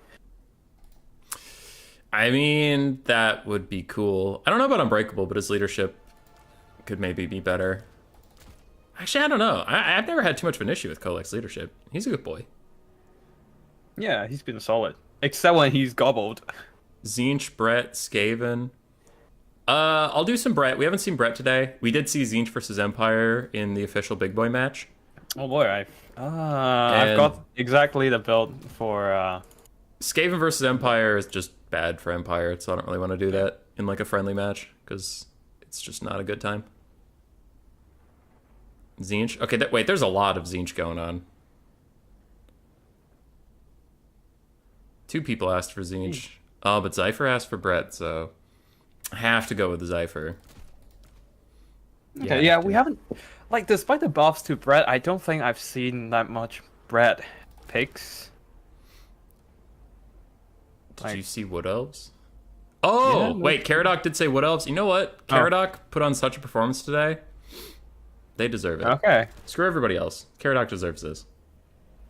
Okay. So, Wood Elves. Final answer. Oh, I haven't played this matchup for a while. Interesting. I'm trying to decide whether to go with, okay. I'm trying to decide to go with my main man Durthu because I love him, or actually try to win this game. Because Durthu is really good at losing games. In the recent meta especially, I guess. Yeah. What do you have? Beasts. Okay. Yeah, you're probably still the best here. Screw everyone else, I'm leaving. Good! No, not good. Don't leave. I was just... Come back! I think we can all agree Caradoc deserves this. Green Knight or Stack Riders from Edwin Gibson. Can you take the Green Knight or Stag... I can't take the Green Knight, but I can take one Great Stag Knight. They're not even that bad in this matchup. It's not even a throwaway pick, honestly. Yeah. Should I bring this build? Maybe. Okay, let's go. What else? Versus Empire, it's really bad? Actually, you know what? Let's make this quick. I mean, I'm gonna dumpster you in like 35 seconds, so I don't see why we need to make it even quicker. No, you're gonna dumpster me in 35 seconds. That's exactly the point of my build here. Because it's fun. Things are about to go brr, and a lot of Empire guys are gonna die. Yeah. That's exactly what's gonna happen. Don't worry about it. Let's go. Oh wait, I have the poopy flag. No, I don't want the poopy flag. Yeah, the best flag. Wait, is this? wait, no, what else? What else?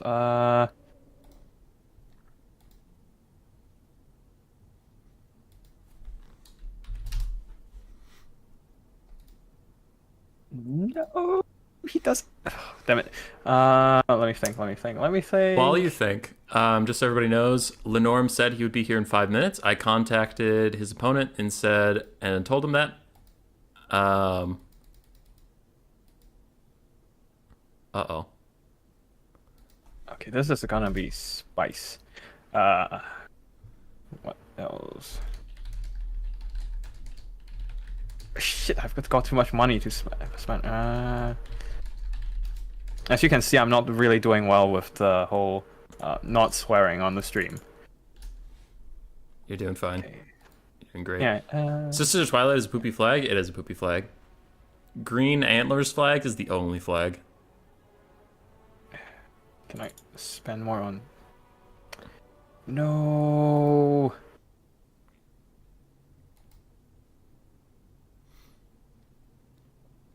Figure it out, Lich. The problem is I can't find enough stuff to spend money on right now with the limitations that I set for myself. Okay, another one. What else? Yeah. Damn it. What else can I spend on? Go, Whatever. go, go! I'm almost there. Come here. I refuse. Calm down. I refuse to calm down.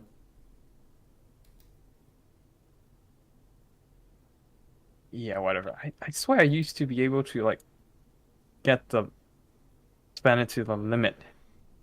Oh right, I can do that. Give me a second. You're having an existential crisis. Yeah, I building am this because Empire army. you see why when I get there. Okay. You see why. All right. All right. Let me just. Okay, I can't. I literally can't spend more. Let's go. Whatever. Go, go, go! Let's go. What am I doing to myself? I don't know. Lenormand and Calharman, they have a lobby code for us. I'm making sure they have 2 spec slots, and they're doing their first build, so we should join that lobby and be right into the first game of our next best of 5. Yeah, no worries. Tomfoolery. You'll roll straight through my build, I swear. I brought Blade Singers and War Dancers, so I really hope so.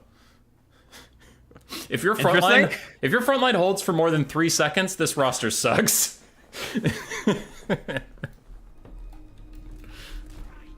Interesting, but there's a caveat here. You'll see why as soon as we load in. Enemy troop count 1,400. That sounds like 1,400 dead men.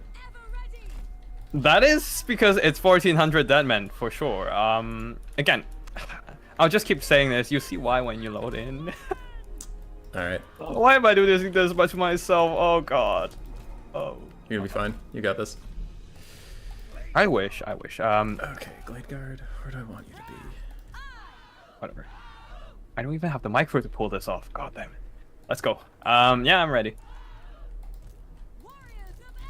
My brain isn't working very good right now for some reason. I couldn't figure out why I had so many War Dancers, but we got there eventually. The fact that you're spamming word answer means that your brain isn't working too well. So that's so true.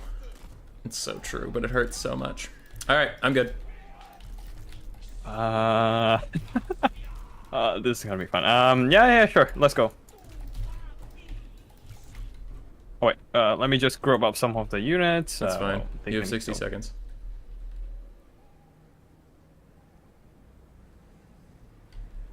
Let's go. Oh, are you vanguarding into my vanguard? That's not how this works. I mean, that's why they won't stand for too long here. They're just gonna die.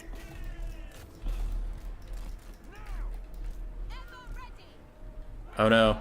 I gave them attack orders, and for some reason that means my whole formation has to go, the thin variant. Did you bring Zindler's Reichsguard? Yes. How else am I getting my full Vanguard spending? Like... Oh god. I feel insulted. You run. Did you net me, or why did my Great Stag Knight stop dead? I net once. Oh, okay, yeah. That would also explain some other things. I don't know what to cast this on. I guess I'll just Melkoth's. Yeah, like my front line is just crumbling down. Go, blade singers, go! Sing with your blades, or whatever it is you do. I don't really pay attention that much, honestly. I picked you. Doesn't mean I know what you do. Okay, you run. Oh, yeah. As expected for a fully Vanguard frontline against, what else? Oh, we rolling. Actually, once on Quick Battle, and somehow it won in an Empire Civil War. Not sure how, but it worked for once. Once only, though. That's like that one time. Well, right now it doesn't appear to be going so well for you, as Blade Singers just tear apart your poor little empire. Yep. That was so many kills so fast. I told you it's gonna roll over my stuff. Yeah, you lost 800 troops in the course of a minute and a half. Yeah. Fun times. All right. And that should be done. I can't even get a second Burning Head out. Thankfully, our sideshow as being your guys' entertainment for the night is ending because we have our third place match ready to go for us at Burn, this baby, burn. point. Don't burn me. That's not nice. That is officially part of the Not Nice Club. Army Loss, is you okay, bro? Or Army Loss is like, nah, dude, Empire's got a real shot here. Their army's all dead, but we know they're about to turn this shit around. Well, the Fire Wizard is still there, and perhaps he can turn everything around with a nicely placed Burning Head, so who knows, right? There we go. All right, it's over. We're on our way. I told you it's gonna be fast. Nobody expects a full Empire Vanguard. All right. You seen the ODM top 4 where they posted the map code for? Not the map code, the lobby code for us? No, I have not. I was laughing at my own build. You're fine laughing at your own build. The code's still there. It has not disappeared. Let me know if you can't find it, and I'll DM it to you. Otherwise, no, it's fine. The players don't know what the maps are, and I Harmon, yeah. don't know what to tell them either, because I just work here. I just need to click into the stuff on my... Give me a second. Okay. Casting top 4. Yep, there we go. Code. Okay. We are here. Adjusting the blockers. You can see their names. Spectate. The good old password. Well, anyways, I'm gonna leave for like a couple minutes and be back. Okay. Yeah, go.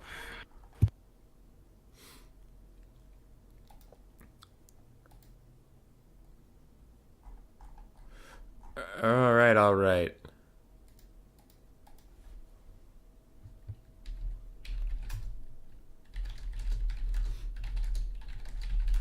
So Lenorm did promise me to play Skaven. It looks like he's getting that promise out of the way right off the bat. Cal Harmon is on the left. Got it. So this is the third place match. Alfredino has won the Ladies' Quest Part 2. Caradoc came in a very strong second. But there are more games to be played for your entertainment. We have DBD's Lenorm versus ODM's Cal Harmon. Lenorm did have a very, very, very scrappy best of 5 with BBB's El Chef yesterday. And that best of 5 took 3 hours of a brutal grind. For some reason, I don't think this best of 5 will go that long, partially because I think Cal Harmon is a bit better than Lenorm. Again, being honest. Lenorm's a great player. He's either my skill level or slightly above me, but Cal Harmon is way better than me.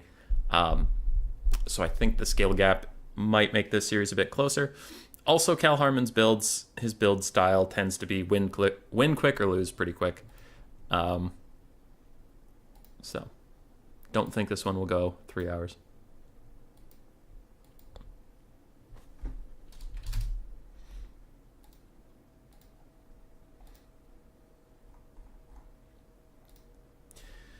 We did not have lag with the finals too much. We will see. All right, I'm back. What up?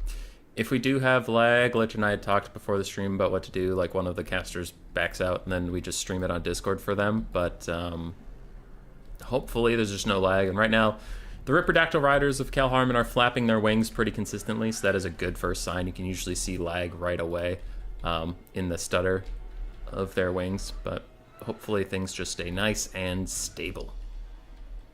Everything load in quite fast, so I would expect the lag is not that great, really. So.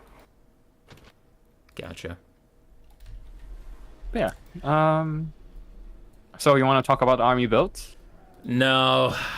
Yeah.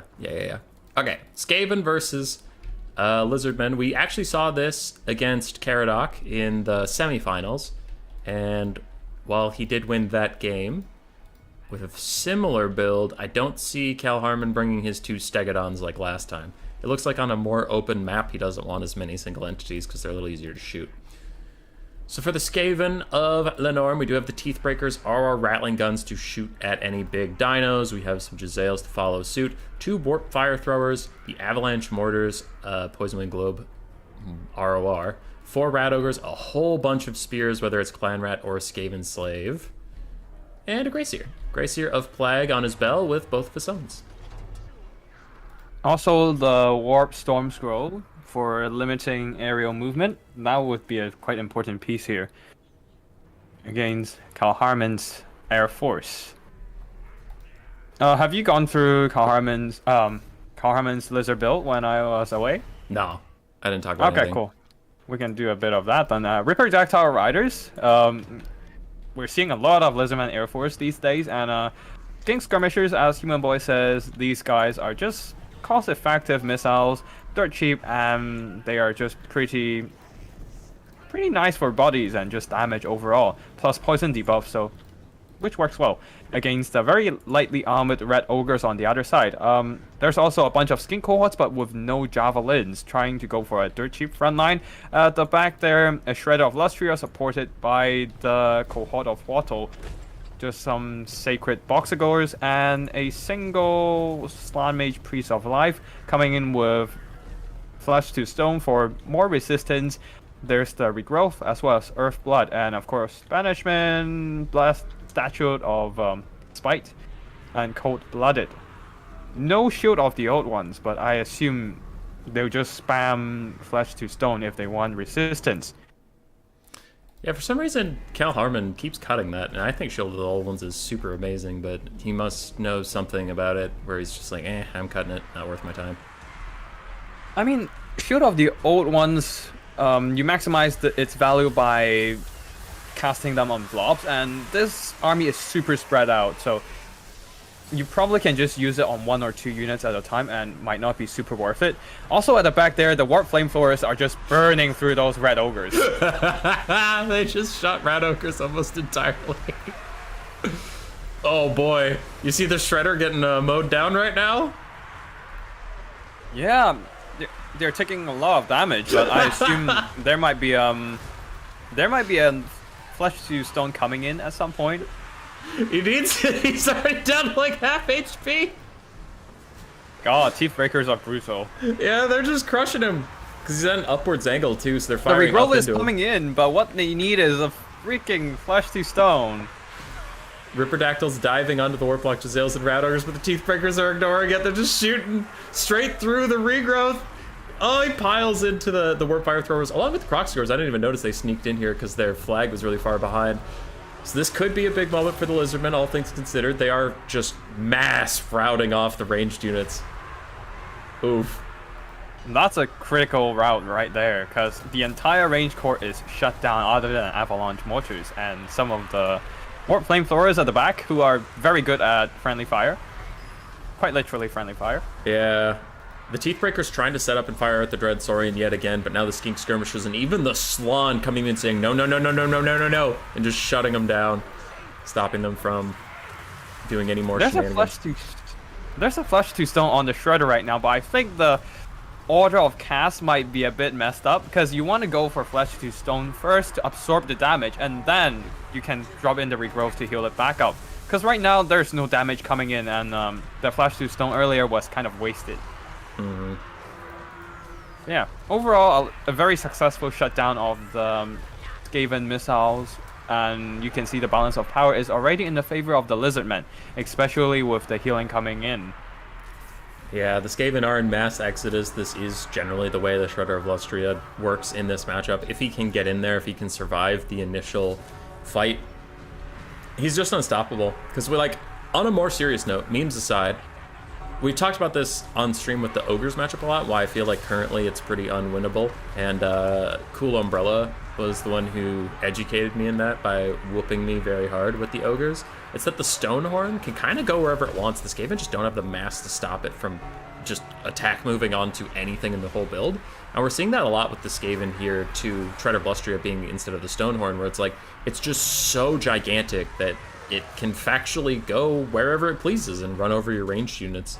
And it's just tough to stop this thing. Even Red Ogres don't have enough mass? No, not really. And even if they do, man. it'll take like 2 attacks before its Terror and its -8 leadership aura, the Dread Aversion, just rout off the Rat Ogres anyway. Like you can see the Rat Ogres near it right now. They're at half health and almost routing. Yeah. Things are rough. Like, the thing that's tanking the shots from the Shredder of Lustria is now the Gracier, which is definitely not something you want. Yeah. And the Warlock Jezzails are not killing things fast enough. They just don't have the burst damage. Where did the Teeth Breakers end up? Dead? I guess. I can't find them anywhere on the map. Yeah, they're probably shattered somewhere. They're the only thing with the real DPS to deal with this. Unfortunately, they're just a tad bit expensive, and they're Regiment of Renown, so they're limited to 1 unit only. Yeah. I guess you probably need something like a Warp Grinder in this matchup, just to lock everything down in the back line. Yeah. It's for sure not unwinnable at all. This is just a quite tricky build from the Lizardmen. But if you bring like 2 Rattling Guns or a Rattling Gun ROR in a net like you're talking about, you can get a lot of good damage out onto the Shredder. So Defo. it's just like it's such a heavy-handed build into one style that if the Skaven don't have enough to deal with large single entity in their build, they will get Raffle Stomped. And that is a way to deal with a bad matchup. Because if you play this, like, quote-unquote, honestly as Lizardmen, just take a standard Lizardman build, you're extremely disfavored. So there's no reason to do that. Yeah, it's very rough, with all the bombardments coming in. Like, Lizardmen, a standard one is rather slow and can't really deal with weapons teams. So... The Ripperdactyls have taken a lot of damage throughout this fight, but it was clearly well worth it, as now the Shredder is in the back line, really disrupting things. I'm pretty happy as far as things go. Another dreaded 13th spell just came in, but they can just ignore the summons and be done. Yeah, even a tear out. And then the Shredder's getting another regrowth that will definitely cause army losses. Yeah. GG. A valiant attempt from Lenorm, but the Shredder is too oppressive here. That is for sure. Sorry, I got a message I have to deal with. Yeah, sure. Boop. No worries. Phoenix King wants to ask you again about the same question last time. Ogre Kingdoms versus Dark Elves? Dark Elves, yeah, Dark Elves versus Ogres, yeah. In the matchup between Dark Elves versus Ogre Kingdoms, I think the thing a lot of people are forgetting is that if you take Blue Fire of Tzeentch into Ogre Kingdoms, you can easily snipe out their Lord. And then if you give Malekith a couple regrowths, you can easily just take care of the whole army, especially if you have Stormvermin with Halberds as your front line. So, yeah, I think that's how the matchup should go. Okay. Yeah. Alright, now let's have a look at the army performances. Shredder didn't do that much damage, actually. Around 2k damage and 200 kills, but mostly they're just to absorb damage and disrupt. Like a massive destruction Carnifex piece. The damage were mostly done by the Ripperdactyls here, shutting down all those weapons teams. The rest of the army not doing much. The Skink Skirmishers and the Skink Infantry did okay, but that's about it. And yeah, the Slime Mage Priest got 1,000 gold worth of damage value from the Banishment and Blood Statute. So, pretty decent. Yeah. For the Skaven, the Grey Seer, 800 value, which is actually pretty nice considering he's just a caster lord. Teethbreaker's 1,600 from shooting the big guy. Gisele's and the Poison Wind Globe ROR got shut down. Well, the Mortar. Warp Fire Throwers actually did alright between the two of them. They paid for themselves. And Clan Rats and Skaven Slaves were largely ignored until the game was over. She'll mention the Warp Flamethrower at the beginning. Yeah, that was fun. Seeing the Red Ogres dying to it. Truly Skaven manner. They did so much damage to the Red Ogres. Yeah, indeed. Let me just save this replay just because this is an interesting one to rewatch.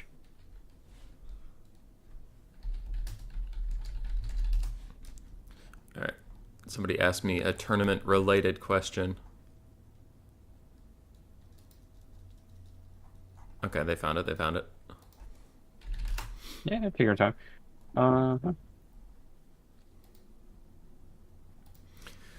So Lenore went with Dark Elves, Ban, Wood Elves, and Vampire Coast. Oh god, it's more Dark Elves. Kind of expect that, don't you? Yeah. Dark Elves do be good.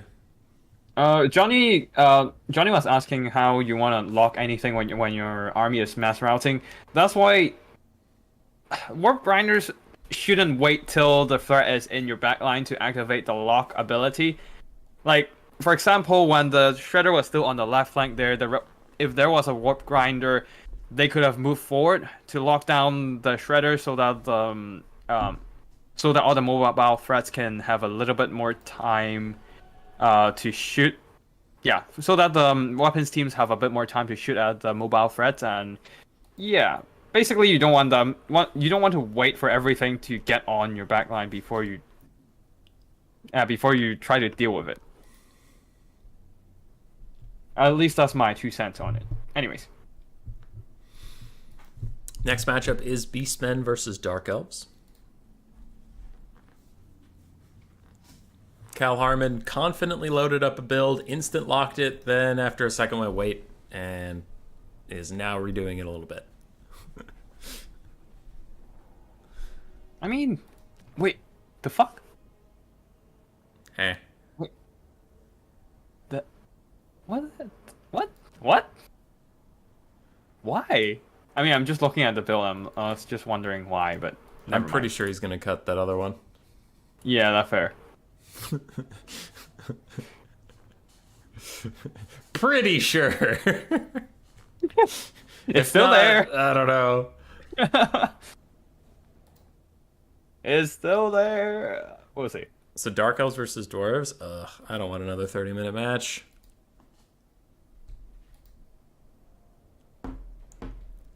I mean, this is not gonna be a long match. I don't think. Definitely not. Like, Beastman is a very fast-paced, all-or-nothing faction, so yeah, should be fine. Plus, they don't get Gotrek and Felix. Yeah. That'll make it shorter for sure. Dun, dun, dun.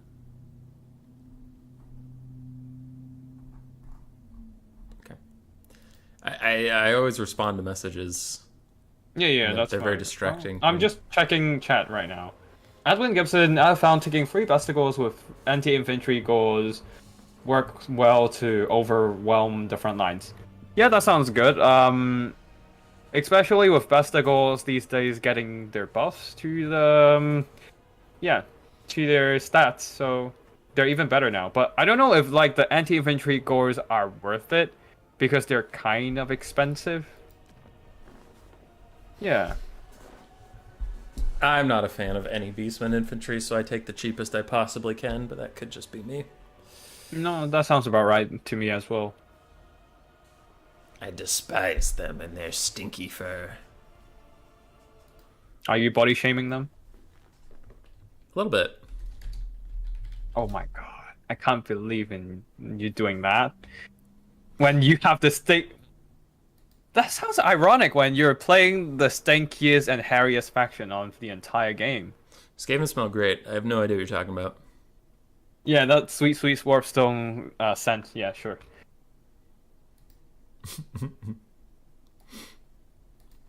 Lenorm was just asking me how the Yep. finals shook out because he was busy. Do They went best pretty damn well. do Like really Bestigor get intense hero games. bonuses? I don't think that there's a Bestigor hero.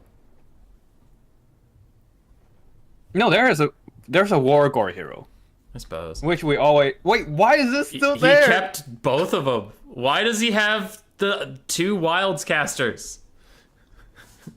Just bring. Just bring. Wait, you can't bring duplicate spells, right? You cannot bring duplicate spells. You could have just brought a best. Like you could have brought a Wargore, and that would have still been fine. What the? What the? Or if you're gonna take two casters, at least have different lores. You maybe take Fate of Buna and then like Traderkin to cover expensive stuff or Lord sniping. But I don't understand why you take two of the same lore. Yeah, especially when you get a cost decrease if you take more of the spells on the same character. As in, like, an additional spell would cost less than its original cost. So, it's better to just put more spells onto one caster than separate them into different casters. Oh no! He's bringing the dagger and just trying to get more Winds of Magic recharge. That's probably why. And he can't be bothered with spells on the other one. Probably why. That's my guess. I think it's wrong, but alright. Like, I think you might be right about why he's doing it. I still think it's a bad decision. Yeah, I agree. Could have just got a different. Yeah. Yeah, Alright. on third. Wait. That's a rule break, no? His double Traderkin? Yeah, he does. Yeah. He'll just have to not use one of them. I mean, the thing is, how are we supposed to, like, look who's using what? It's hard to moderate in this regard. It's fair. I mean, anyways, you can make the call. They'll be fine. He doesn't. Oh god, the Brace Shaman doesn't have the Jagged Dagger either. Literally, his only reason for being here is Traderkin. Yeah. That's a concern. Alright, I just messaged Cal Harmon saying 2 casters are free.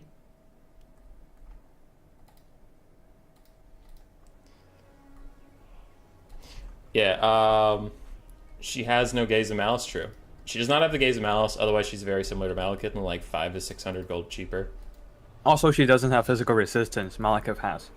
Oh, I didn't know that. Good to know. But yeah, overall, a 600 cost difference. Alright, Cal Harmon is Just leaving makes one it of his worth it. casters in the corner because he just forgot it was still in the build. From the build he loaded up. Alright. That works just fine. Okay. Beastmen, crap ton of Centaurs, a lot of them also with throwing axes, and then a bunch of Ungors and 4 Gore herds, plus a great Brace Shaman of Wild with Traderkin on his chariot. That's everything? Well, for Dark Elves, Black Aqua says of a front line, 4 of them. In fact, there's no kiting, unfortunately, just a lot of melee units. Draw Spears on the flank and a ton of Cold 1 Dread Knights and Cold 1 Knights mixed in. A lot of elite heavy cavalry right there, but those Centaurs are plowing through the Black Aqua Says. Even with the armor, they're not taking this too well. Ugh. Nasty Yeah. damage. A lot of damage out very quickly, and the Sorceress of Dark is just waiting for any blobs to show up that she can Breath Attack or Soul Stealer. Interestingly, the Dark Elves are the ones taking a flank over here. They are mass rotating around the Beastmen formation, but the Beastmen are going the other way, so we kind of have a big spiral. As a triple Traderkin? A 3-person Traderkin hits Cold One Knights, Cold One Dread Knights, and Dark Riders. And the Centaurs can actually catch the Cold 1 Cavalry here, since the speed debuff from the Traderkin plus the slower speed of the Dark Riders from the Cold 1 Knights and Dread Knights in general. So, does allow them to be caught. And the front line is not going well for the poor Druki. They are just getting wrecked, even with their armor. Yeah, the Gores and Ungors are holding them in place while the Centaurs rear charge, and their armor is pretty good. The Centaurs have a nice charge buff. Big Breath Attack. Oh, deletes that Gore Herd and the Ungore Herd. Good stuff down there.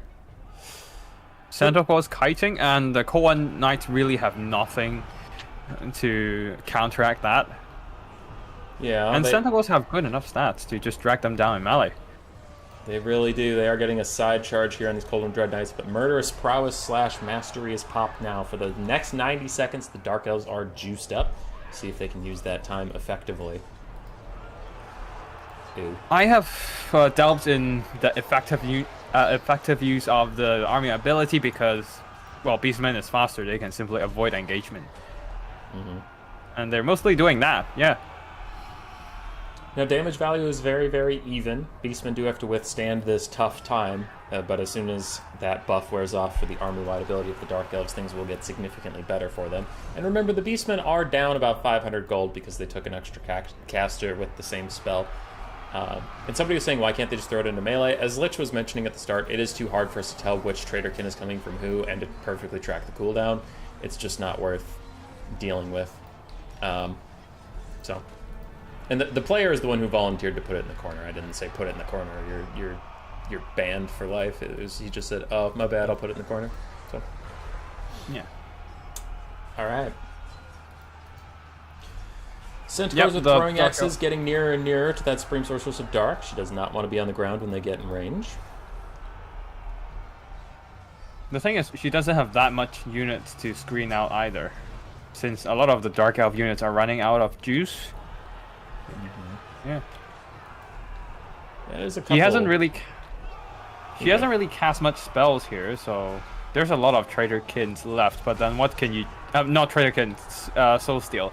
But what can you Soul Steal here other than Centaurs? Not a ton. You could start using them on the Bray Shaman in the wild whenever you need healing, but just whittling him down because he doesn't have any healing of his own, so it'll over time take him out. But that is a pretty big problem. Also a problem for her is that a lot of the value in Centaurs is the throwing axes that they have, and they will do a lot of damage to her and her knight friends. They don't have to commit into a melee blob to do anything about her. They could just spread out, and then you only Soul Stealer one, like we saw Alfredino do versus Caradoc. Yeah, Traderkin is hard though. Catching a Koan, is that a Dread Knight or a Knight? Koan Dread Knight, and one of the Black Aqua Corsairs plus the Sorceress, so nasty stuff right there. And the damage value is up for the Beastmen. Yep, the Dark Elves have won the infantry fight. They stand victorious on a throne of sand, but the Beastmen have a ton of mobile elements, a ton of throwing axe ammo left, and they are still plenty in this game. They just don't have any infantry really left to throw into the meat grinder. Yeah, and there's just too many Beastmen bodies right now. And as you said, the Dark Elves are running out of steam. Yeah, they have not enough bodies overall. They have a pretty good infantry corps left, but I think we have seen enough over the course of the past couple months that, like, if you have infantry in the late game and your opponent has either ranged units or cavalry units, it's really tough to close out a game with just infantry pressure. Ooh, this might be a... that's a Traderkin. I thought everything got hit here. Yeah. That's a Soul Steal. Yeah. And it might actually catch the blob up. Catches one somehow. Yeah, that one missed. So. Ooh, but this could be bad. The Great Bray Shaman is getting sniped out at the moment. The throwing axes are going to have to come punish this. Otherwise, it might be lights out for the Beastmen, as their Lord and Caster is terror routing. This is a massive catch for the Dark Elves for sure. Because that might just eliminate all the Traderkin potential for the Beastmen. Yep, the Great Bray Shaman terror route ends. He somehow did not naturally route throughout all of that, so he is still technically in the game. He is trying to path out as Centaurs with throwing axes try to get in range to punish them, but the Dark Elves are doing a good job just walking straight past the Great Bray Shaman, not clumping up on him too much, because they want to zone away these throwing axes and keep the Dragon Caster safe. But at this point, there are some Centaurs rushing into melee, just trying to pin down the Koan Dread Knights and bail out their leader, which is a very wise decision here, while the Centaurs, the throwing axis variant, can just simply scoot away and dish out the damage, chip away the health of the Koan Dread Knights, and finish them off. Now, I think Dark Elves have probably got this. While we are getting to the point where it's just infantry, the last of the mobility for the Dark Elves is routing off. It's just infantry. There's nothing left to deal with this big dragon caster with all of her healing. The throwing axes are running a little too low on ammo, so unless Lenorm does something really silly and just leaves his Dragon Lord in a position where all 4 throwing axes can hit her at the same time and she can't dodge any of them, I think that she alone can carry the rest of this game, because Centaurs are just not going to be enough in melee combat to finish her off, especially if she snipes out their Lord here, which she is doing. Yeah, things will be rough in the late game, but perhaps with some great cycle charging, there's still a chance for the Beastmen. Balance of power is in the favor of Dark Elves, but just maybe, if all the infantry elements are eliminated, then the Beastmen still have a chance. Even if the Centaurs ran out of ammo, they still have like enough charge bonus and melee stats to deal with the lightly armored infantry. Not the caster for sure, but then...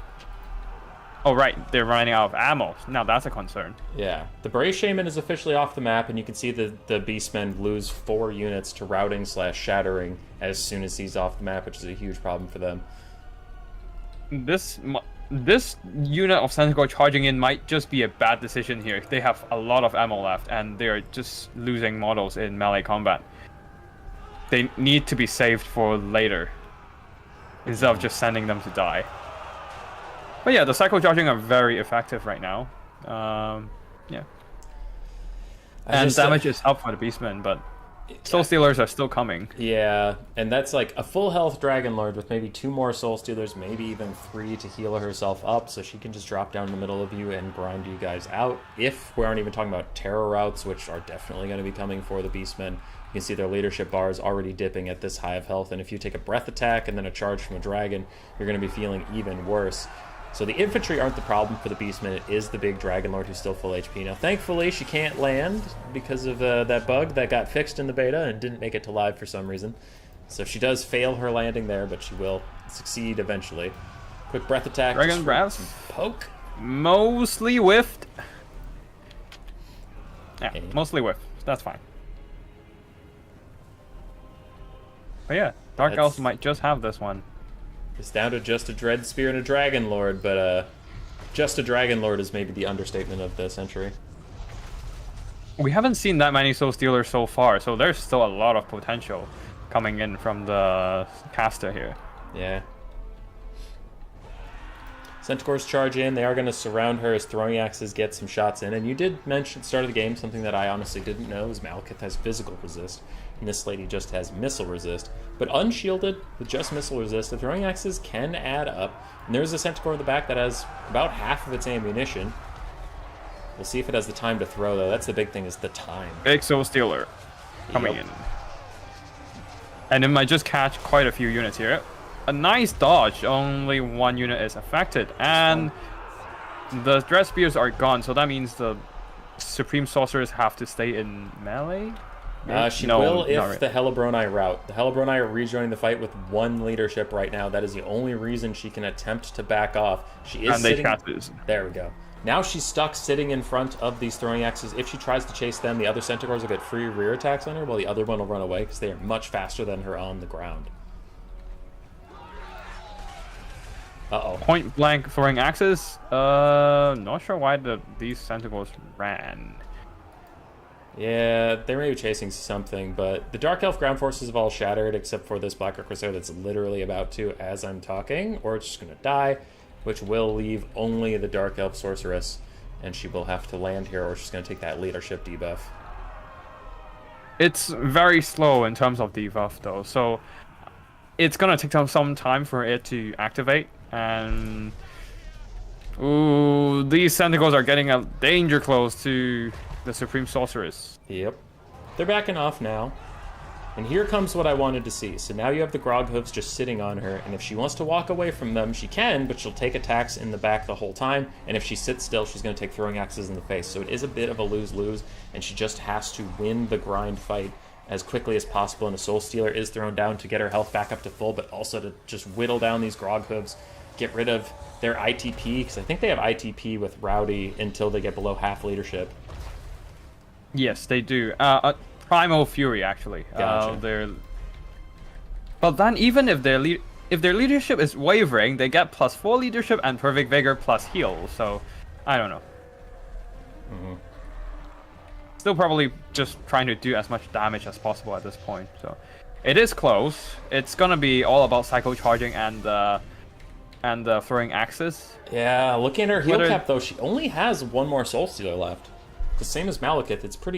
It's usually a good way of tracking how many Soul Stealers have been used is by how close the heal cap you get. And if dragons use it effectively, they have like enough Soul Stealers to just heal cap themselves. So she probably has one more left in her, and that's it. She's down to half HP. These throwing axes are doing big work. Oh, definitely. Like, down to half HP and still dropping in terms of HP, and the cycle charges are coming in. This is actually not my first time. Oh, that is a emergency terror out here. And now the sorceress can start chasing, but they just run away. But I doubt they have enough ammo to finish off the sorceress right now. Sorry, people are saying that the Wilds caster should walk off. You don't have that option for some reason. You don't have the retreat option in multiplayer battles.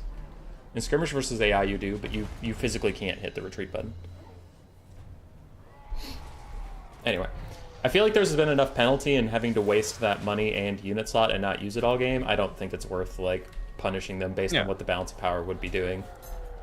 I mean, if everything is gone other than the caster, then he can, like, we can count this game as over. But till then, I guess like just having those 500 gold worth of balance of power is fine. And the sorceress is going down. She is actually going to rout. That was shocking. I'm surprised the Centaurs had it in them, but they did a lot of damage, even in melee against the sorceress. Yeah, Centaurs is actually pretty solid, even as a melee troops, getting quite some damage done in this game. Yeah, that was pretty wild. All right. Yeah, quick thing. Just to talk about like some people who are newer to the streams are like, why can't you have two casters of the same spells? It's one of those things where most of us can't imagine a situation where having two of the same spell is ever a fun and engaging thing. Either a spell is so strong that having two of it is all we would see all the time and it's just really annoying to watch, or no one would take it. So it's like, okay, well, nobody wants to see that. We already see enough games of just Spirit Leech, Earthblood, and Regrowth, so we don't want more of those things. Or like double Blue Fire of Zinj. So generally it's just like, okay, don't take two of the same spell, just take one. So yeah, that's imagine a world where you have 14 zombie summons. That sounds a bit... Meow. Actually, you just addressed Meow Meow's point. That's a really good response. It's still limited by Winds of Magic, but you suck. There are certain spells, like summons, that are limited by the number of casts, but then you could just take a million of them. So it's a pretty good point. Yeah.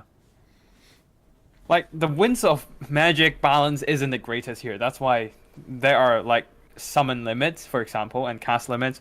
Or for example, Power of Darkness, which allows you to regenerate more magic as long as you can spam it. So now you're limited to only 2 casts, right? So the amount of magic you can regenerate is limited, but if you're using it without that kind of constraint, bringing 2 of those casters, for example, you suddenly have more magic, a lot more magic than your opponent, kind of thing. And it's like, thinking about it, it's just, there is very little potential upside versus very big potential downside. So in general, it's just like most people in the tournament community just look at each other and agree, and we're like, okay, that's probably a bad idea. So let's just have one spell. So anyway. Yeah, it doesn't open up to new plays. Anyway, sorry. You can go ahead with the army performances. I'll do the Beastmen. Centaurs with throwing axes did incredibly well. Across the board, amazing value for them. Great Bright Shaman Wild did just fine. Blackhorns Ravagers, Centaurs did very nicely. Gores did okay. They did okay. They didn't get their value back, but like honestly, they did better than I would have expected. So I'm not gonna really poo-poo them here. And Ongors did all right. Obviously, this caster got 0 value because they stood in the corner and watched the battle happen from afar. For the Dark Elves, the Supreme Sorceress earned back their value and some more, although Soul Stealer did have quite a bit of impact. The Cohen Dread Knights actually didn't trade well into the Centaurs here. Only one of them earned back some value, and that's not even recovering their own costs. the Dark Riders did okay. Still, their lack of armor doesn't trade well against the Centaurs. Core Knights, I swear, I thought we had a Core Knight resurgent recently, but then they just kind of dipped in terms of performance. Seems like people are figuring how to deal with them. The Dark Elf Infantry not doing well whatsoever. I believe the Black Aquasis couldn't earn back their own value. And yeah, that's about it. All right. Now we just wait for them to pick their armies next. Okay. We might see some Nurgle play. Yeah, they're doing their picks. Fat Canary says, we're still alive. We're still alive. Yeah. Cal Harmon said, Nurgle ban Empire and Warriors of Chaos. Banning Warriors of Chaos. Okay. I don't know why he is scared of Warriors of Chaos as Nurgle, but apparently... I guess Archaon. Oh, that could be annoying. Yeah, Burning Hand plus Spirit Leech and the melee attacks and all that.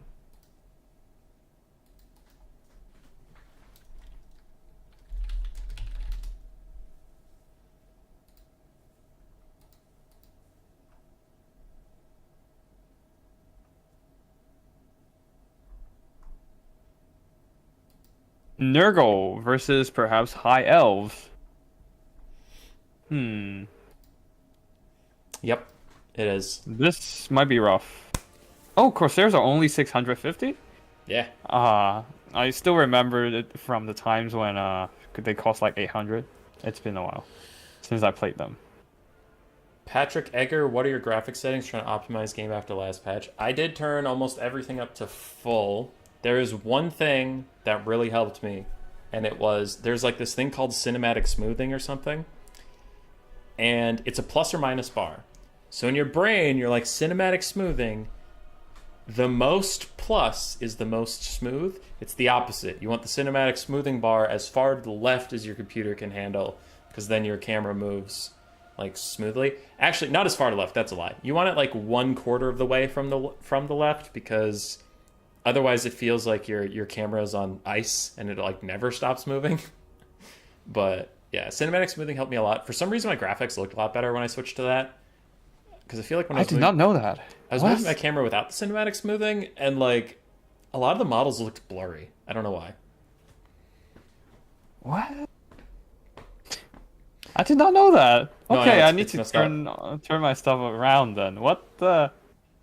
I was talking to Indie Pride, also like known as Milk and Cookies, but like because I was watching some of their videos and it's like, man, this looks so good. And my replays don't look that good. What'd you do? So he was in a voice chat with me for a while. Wait, no, text chat, voice chat. I don't remember.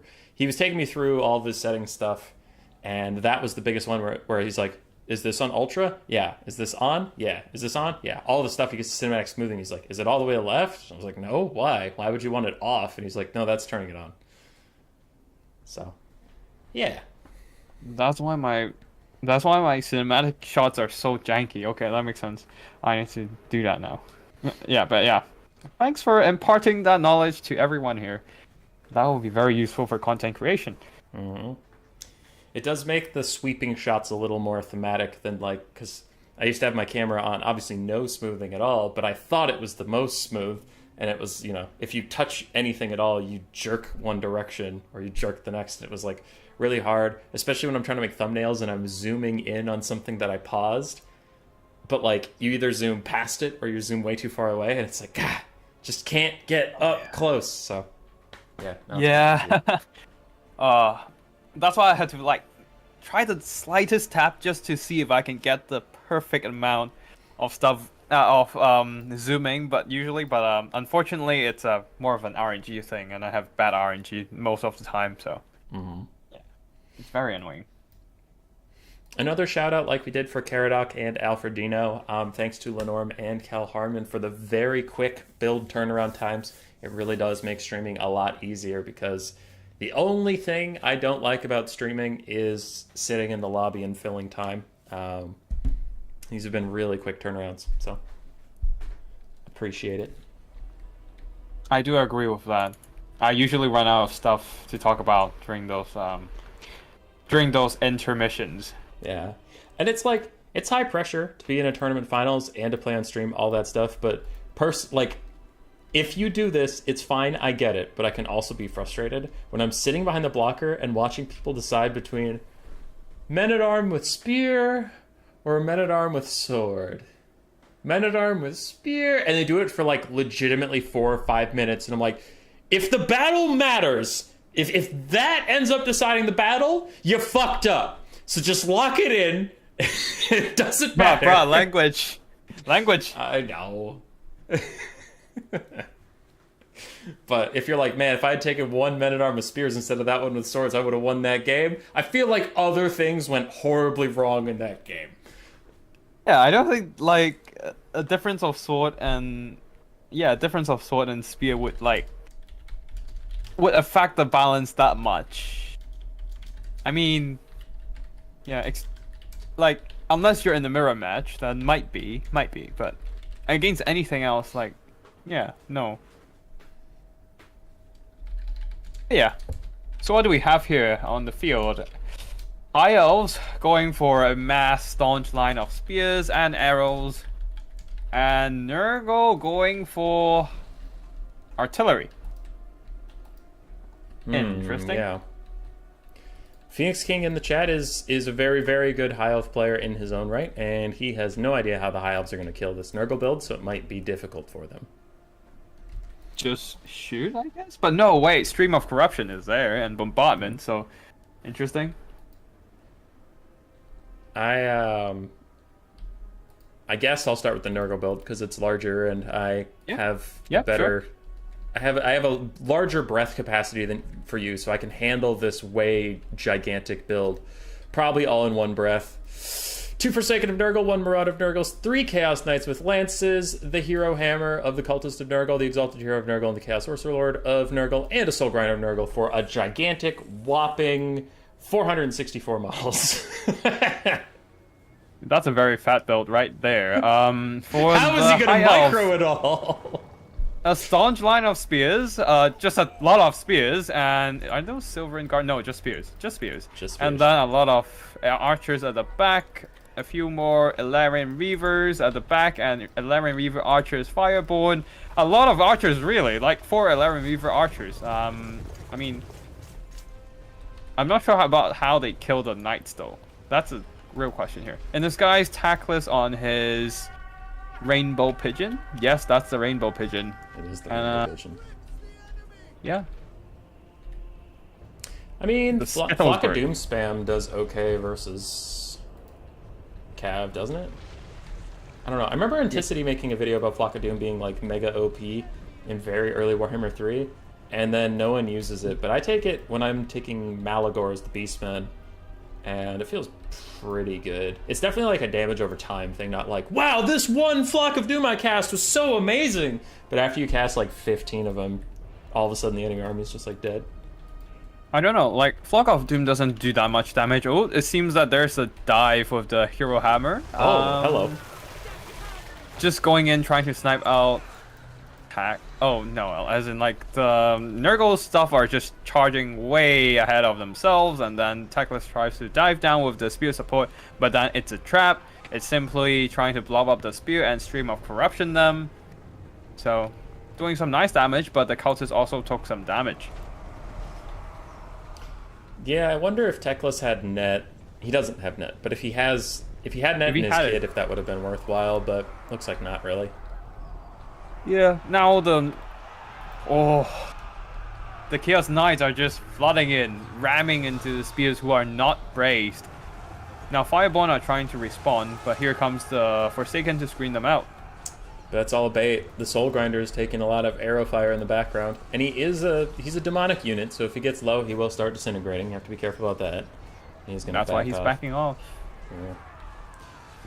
So what do the High Elves have to deal with the Forsaken? Their spear line will hold them for a while, but it won't kill them. I guess just archers are going to have to shoot them eventually, but there's a lot for the archers to be doing right now. It's putting a lot of weight on their shoulders. Yeah, there's really nothing to deal with the Forsaken. Stream of Corruption. Stream of Corruptions and Nurgles. But yeah, the High Elves don't have much against armor, really. Yeah, they just don't have any anti-armor things, other than Tacticalitch himself. No white lions. This might no be an Sisters of issue. This might Avalorn. be. I mean, they're not on the field though, so we don't count them. Yeah. So, yeah, they just don't have anything to do with the armor right now, and they are getting shredded in the front line. They are almost done taking out one of those Forsaken, but in that time they have nearly lost 3 Spearmen. That's largely what we're talking about. Flock of Doom, Overcast onto 2 units. That's nice. I mean, single entities too, but Flock of Doom does next to nothing to single entities, so I'm mostly talking about the Marauders and the Chaos Knights. That is probably what They're doing some okay damage. Wait, actually, they're doing some decent damage here with the Flock of Dooms. Stream of Corruption, a little bit of friendly fire, but mostly still just wiping out those spears. They can afford, though. Oh, that's a nasty shot from the Soul Grinders. They're taking out quite a bit of HP on the Fireborn. They get an Overcast and Regrowth, but they're now surrounded by, oh no, 2 Knights and the Exalted Hero and the Soul Grinder just demolishing these Fireborn in melee. The healing is intense, but that is a weighty force to go up against, and it's not really going that well for them. Especially they lack that armor piercing. Flock of Doom! Another Flock of Doom spam, but yeah, the Fireborn get worked on. Their healing cap's already within sight, and they're still routing. Nurgle's up on the balance of power. The High Elves are running out of ammo too. Like, all the Ellery Reaver archers are down to less than half ammo, and some of these archers are getting pushed out. Yeah, things are rough. And I think Phoenix King had it right at the very start, where he was saying that it feels like this High Elf army just doesn't have the tools to kill what little even is in this Nurgle army. Like, heavy cav, heavy armored infantry, and single entities, the archers aren't ready for that. Ooh. They were probably planning to deal with Great Unclean Ones or Kugath, but to be fair, I don't expect Kugath in this matchup. So, yeah, I think this hero hammer with the Exalted Hero, the Cultist of Nurgle, and the Chaos Sorcerer of Nurgle is much more common these days than like Kugath or Exalted Unclean One. Yeah, that's the meta, right? So, like, they're just such a cost-effective force. Like, I don't think the Cultist is even necessary here. Just bring 2 Exalted Hero. They have good enough stats, and they have something that other Exalted Heroes don't have, armor piercing. So, well, Archers getting locked up in melee now and taking Streams of Corruption. The Illyrian Reaver Archers have some ammunition left, but they are kind of a meh skirmish cav as far as like damage output goes. I am just worried there's a critical lack of DPS from the High Elves here. most importantly, armor piercing DPS, because there's no effective damage against the Chaos Knights. And the Chaos Knights can pretty much solo all 3-4 units of Illyrian Reavers Archers. The healthier one, I mean. Yeah, and Cal Harmon really spamming out these Streams of Corruption. Is not saving up any Winds of Magic for Fleshy Abundance. Doesn't seem to mind it too much. Taking out as many High Elves as possible. Damage value is significantly in Nurgle's favor, and Teclis is now in a 4v1. That might be GG. Yeah. That's looking like GG. Alright, Balance of power is more and more in the favor of Nurgle. Not to get too far ahead of ourselves, because the battle is not technically over yet, but just in case some of you degenerates want to leave as soon as the game is over, before you flood out, if you're looking for more Total Warhammer content, in 4 hours from now, I will be casting my Gladiator event. It's a King of the Hill style for fun event tonight. That will be super fun. If you're curious what that is, well then you better show up and find out, or check out the VODs. You should for sure do that. It's a 2-stream day. I took the day off of work. We're streaming all day long. Also, if you're looking for more Warhammer content in general, and you have been enjoying my co-caster here, Mr. BBB's Tacticalitch, you can go check him out. The link's in the description, and I mean he can tell you about himself. I don't need to do that. Yeah. Well, I do a bunch of replays mostly, and also a bunch of tips and strategies for multiplayer land battles. And this Saturday, I should be casting a best of 5 playoff between Chief and Central Scrutinizer for the BBB Season 1. Yeah.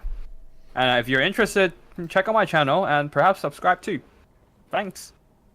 But yeah, All that right. should be the end of the game. This is the end of the game, the end of the series.